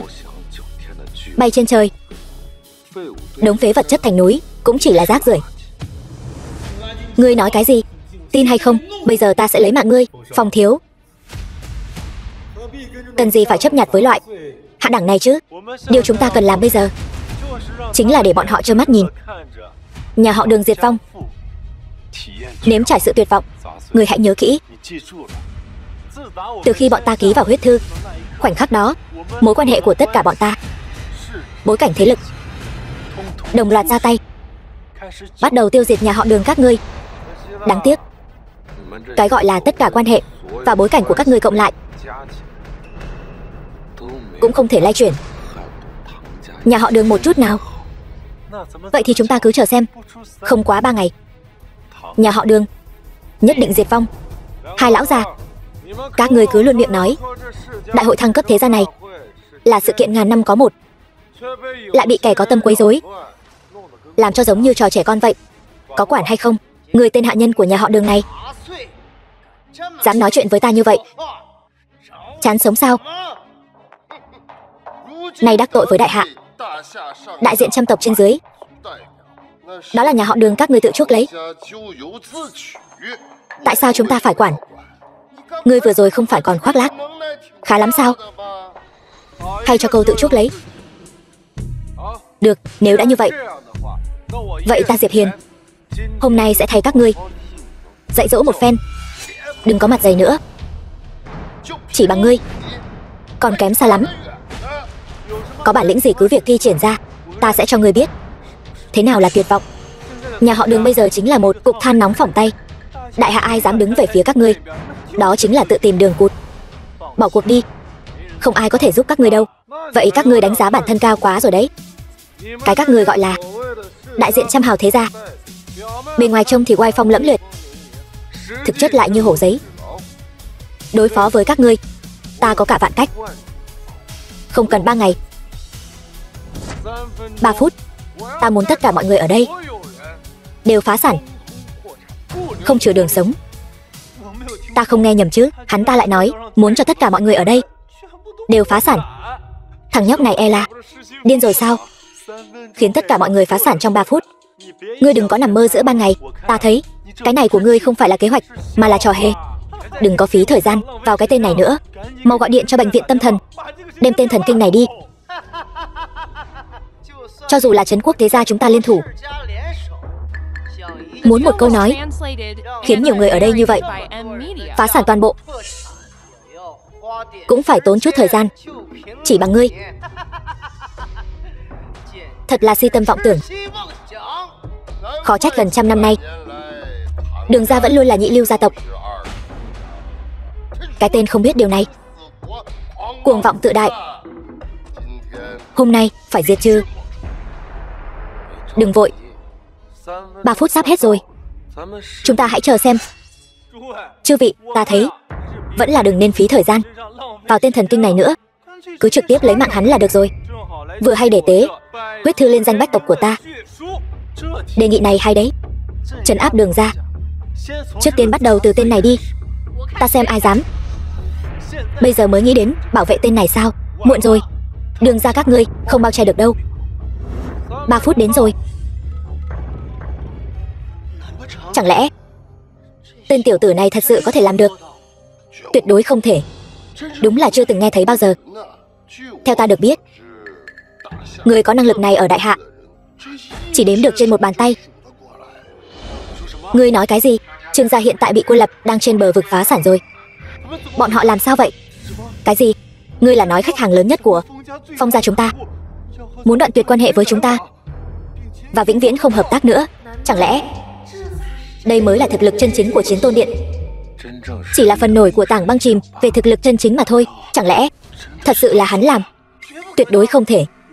Ngươi đã làm thế nào? Chỉ một câu nói đơn giản đã phế bỏ toàn bộ đại biểu bách tộc. Người rốt cuộc là ai? Ta là ai không quan trọng, quan trọng là ta có thực lực này. Vậy dám hỏi các hạ, hôm nay đến đại hội thăng cấp thế gia của ta rốt cuộc là có mục đích gì? Hôm nay ta đến chỉ là muốn xem một đại hội thăng cấp thế gia công bằng, công chính, công khai. Nhưng không ngờ lại bị một lũ cờ hó sủa không ngừng, hướng ta mà nhe nanh múa vuốt. Ngươi, thế nào rồi, Tiêu gia chủ? Đại hội thăng cấp thế gia này có thể chính thức bắt đầu chưa? Đương nhiên có thể.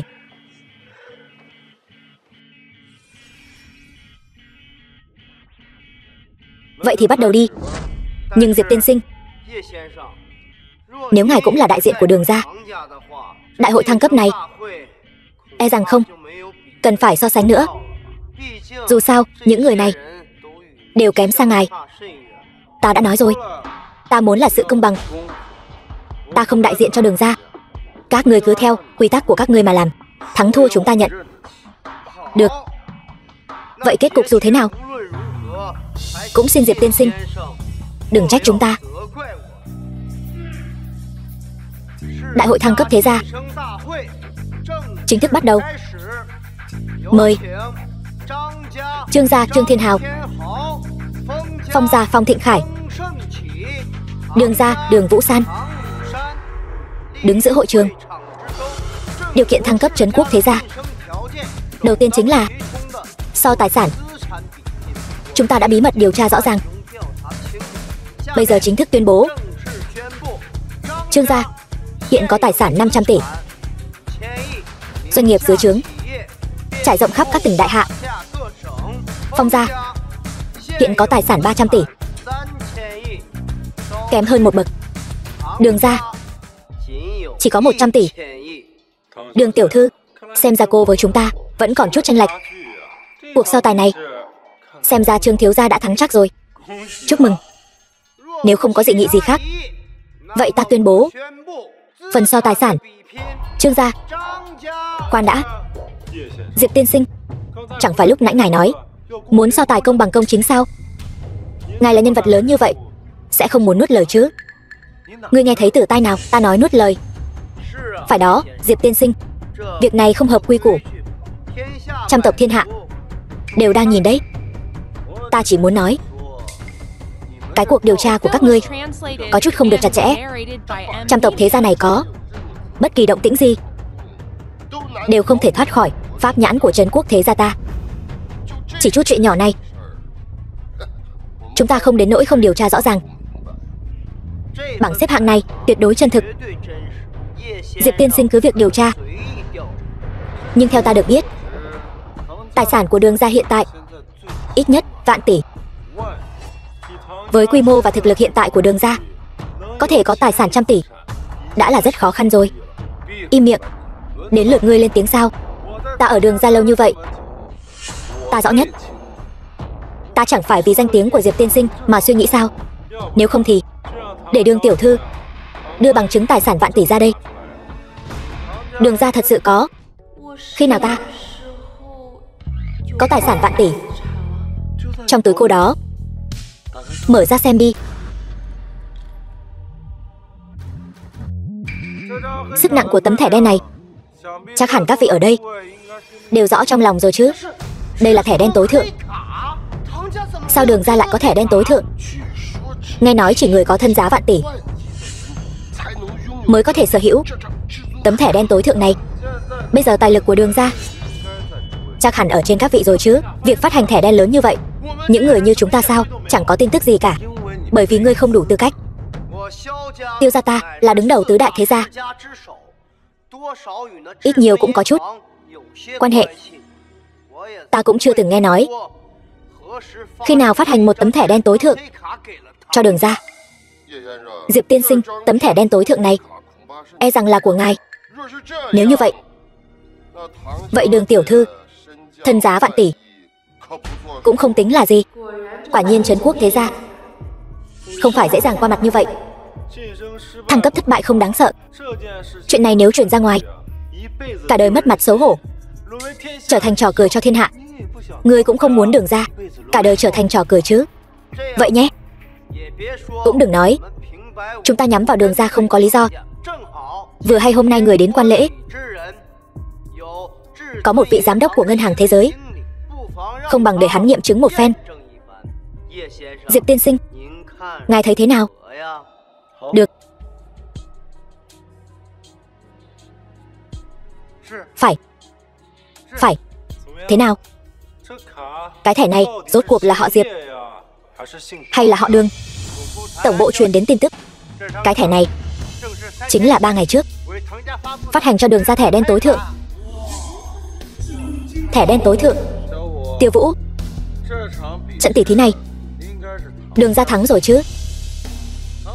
Đường gia có phải là có thể thăng cấp thành trấn quốc thế gia thứ 5 rồi không? Đường tiểu thư quả nhiên tài lực ngút trời. Trận tỷ thí này là thắng rồi. Nhưng thăng cấp trấn quốc thế gia chỉ có tiền vẫn chưa đủ. Ý của Tiêu gia chủ là Diệp tiên sinh không biết, tài lực chỉ là một trong những tiêu chuẩn đánh giá. Quan trọng hơn là truyền thừa và cống hiến. Ví dụ như Tiêu gia ta là hậu duệ của đại tướng bên cạnh, quốc chủ khai quốc Đại Hạ, ngàn năm truyền thừa. Đối với Đại Hạ có cống hiến không thể thay thế, cho nên mới ngồi lên vị trí đứng đầu trấn quốc thế gia. Thế gia không có truyền thừa, cho dù có nhiều tiền thì cùng lắm cũng chỉ là một kẻ mới phất, hoàn toàn không xứng với danh hiệu thế gia. Nói như vậy, truyền thừa và cống hiến cũng là một trong những tiêu chuẩn đánh giá tư cách thăng cấp, đúng chứ? Đương nhiên. Hơn nữa là quan trọng nhất, còn quan trọng hơn tài lực nhiều. Chính thức giới thiệu lại, ta là Trương Thiên Hào, thượng kinh Trương gia, là hậu duệ đời thứ 38 của thừa tướng năm xưa. Đúng vậy, truyền thống và cống hiến của Trương thiếu, ngay cả quốc sư nhất mạch Phong gia cũng tự thấy hổ thẹn. Còn Đường gia các ngươi cũng chỉ là nhị lưu gia tộc gần trăm năm, trở lại đây mới dần dần có chút khởi sắc, muốn ngồi vào vị trí thế gia thứ 5, e rằng vẫn chưa đủ tư cách. Thật là ngại quá. Diệp tiên sinh, xem ra ngài phải uổng công vô ích rồi. Điều lệ này không phải là do các vị đặt ra tạm thời đấy chứ? Diệp tiên sinh, đây vốn là quy tắc thăng cấp của thế gia, ngài không biết cũng là điều bình thường. Chúng tôi tuyệt đối không có ý nhắm vào ngài. Diệp tiên sinh, chúng tôi biết thủ đoạn và bản lĩnh của ngài, nhưng dù ngài có thần thông quảng đại cũng không thể thay đổi sự thật là Đường gia truyền thừa bạc nhược. Đường gia truyền thừa bạc nhược, đó chỉ là do các vị ngu muội vô tri mà thôi.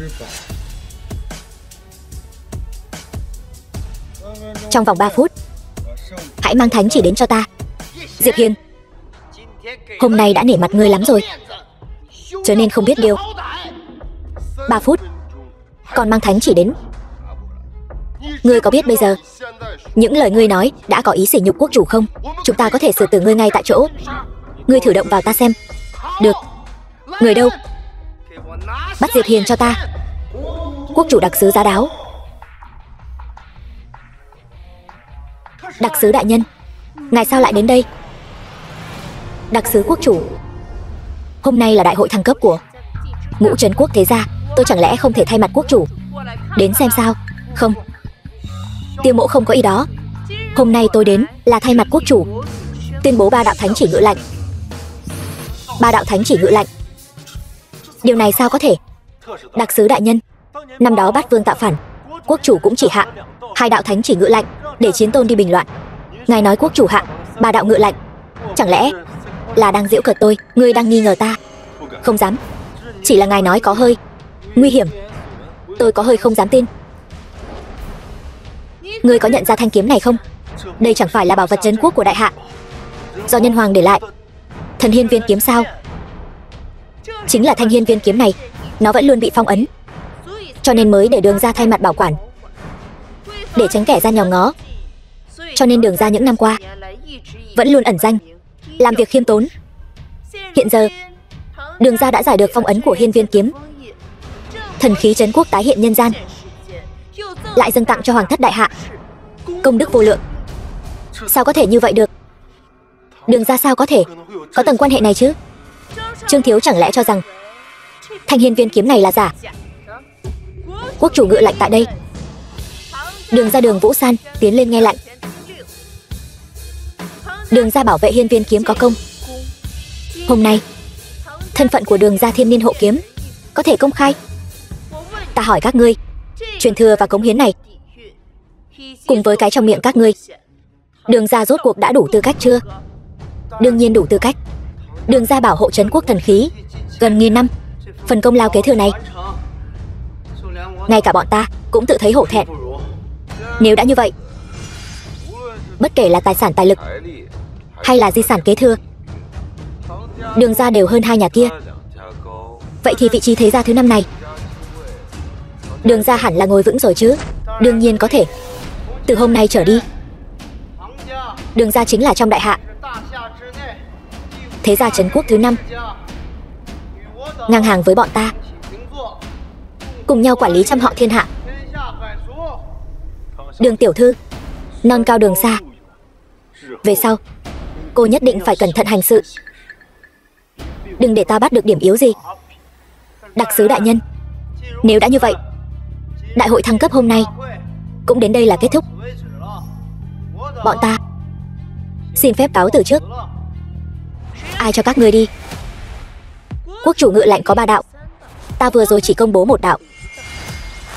Bây giờ ta sẽ công bố đạo thứ 2. Đặc sứ đại nhân, còn có chuyện gì sao? Tứ đại trấn quốc thế gia, Tiêu gia Tiêu Vũ, Mạnh gia Mạnh Đức Minh, cùng với một trong trăm họ thượng kinh, Trương gia Trương Thiên Hào, bước lên nghe lệnh. Tứ đại trấn quốc thế gia quản lý trăm họ không chu toàn, coi trời bằng vung, kết bè kết phái, khiến trấn quốc thế gia rối ren như nồi cám. Hôm nay liền phế trừ vị trí thế gia, tịch thu gia sản Chu Di tam tộc, đuổi ra khỏi đại hạ. Đặc sứ đại nhân, chuyện này sao có thể như vậy được? Nhất định là có kẻ gian hãm hại bọn ta. Xin quốc chủ minh xét. Hãm hại? Ngươi uy hiếp các gia tộc khác chỉ để bảo vệ con nuôi của ngươi. Chuyện này thật sự không ai biết sao? Ngươi ngậm máu phun người. Đặc sứ đại nhân, ngài đừng nghe hắn ngậm máu phun người. Diệp Hiên, ngươi tính là cái thá gì? Ta thấy ngươi là không muốn sống nữa rồi. Vô lễ. Đứng trước mặt ngươi chính là đánh lui địch nghìn dặm, hộ quốc hữu công, vạn người kính ngưỡng, đứng trên vạn người, Chiến Tôn điện điện chủ. Chiến Tôn đại nhân? Cái gì? Hắn là Chiến Tôn? Vài trò bẩn thỉu mà các ngươi làm, ai nấy cũng đã sớm biết rồi. Ngươi tên rác rưởi này, làm việc ngang ngược, cường hào ác bá, thậm chí còn dám đánh thương Đường gia gia chủ, cướp đoạt Bích Hải Ngọc Long. Các ngươi rốt cuộc là thế gia hay là thổ phỉ? Hắn vậy mà là Chiến Tôn? Đã biết rồi thì còn không mau cút ra ngoài, chờ đợi xử lý. Chiến Tôn đại nhân, cảm tạ ngài vì quốc chủ lôi ra những kẻ bại hoại này. Trách nhiệm của ta, vậy ta liền tuyên bố đạo thứ 3. Thánh chỉ ngự lệnh. Đường tiểu thư, ta xin chúc mừng cô trước. Quốc chủ có lệnh, hôm nay ban thưởng cho Chiến Tôn Diệp Hiền, Đường gia Đường Vũ San, hai người kết làm phu thê, vĩnh kết đồng tâm, bách niên hảo hợp, và sắc phong Đường Vũ San làm thủ lĩnh thế gia, thay thế tứ đại thế gia, quản lý thiên hạ bách tộc.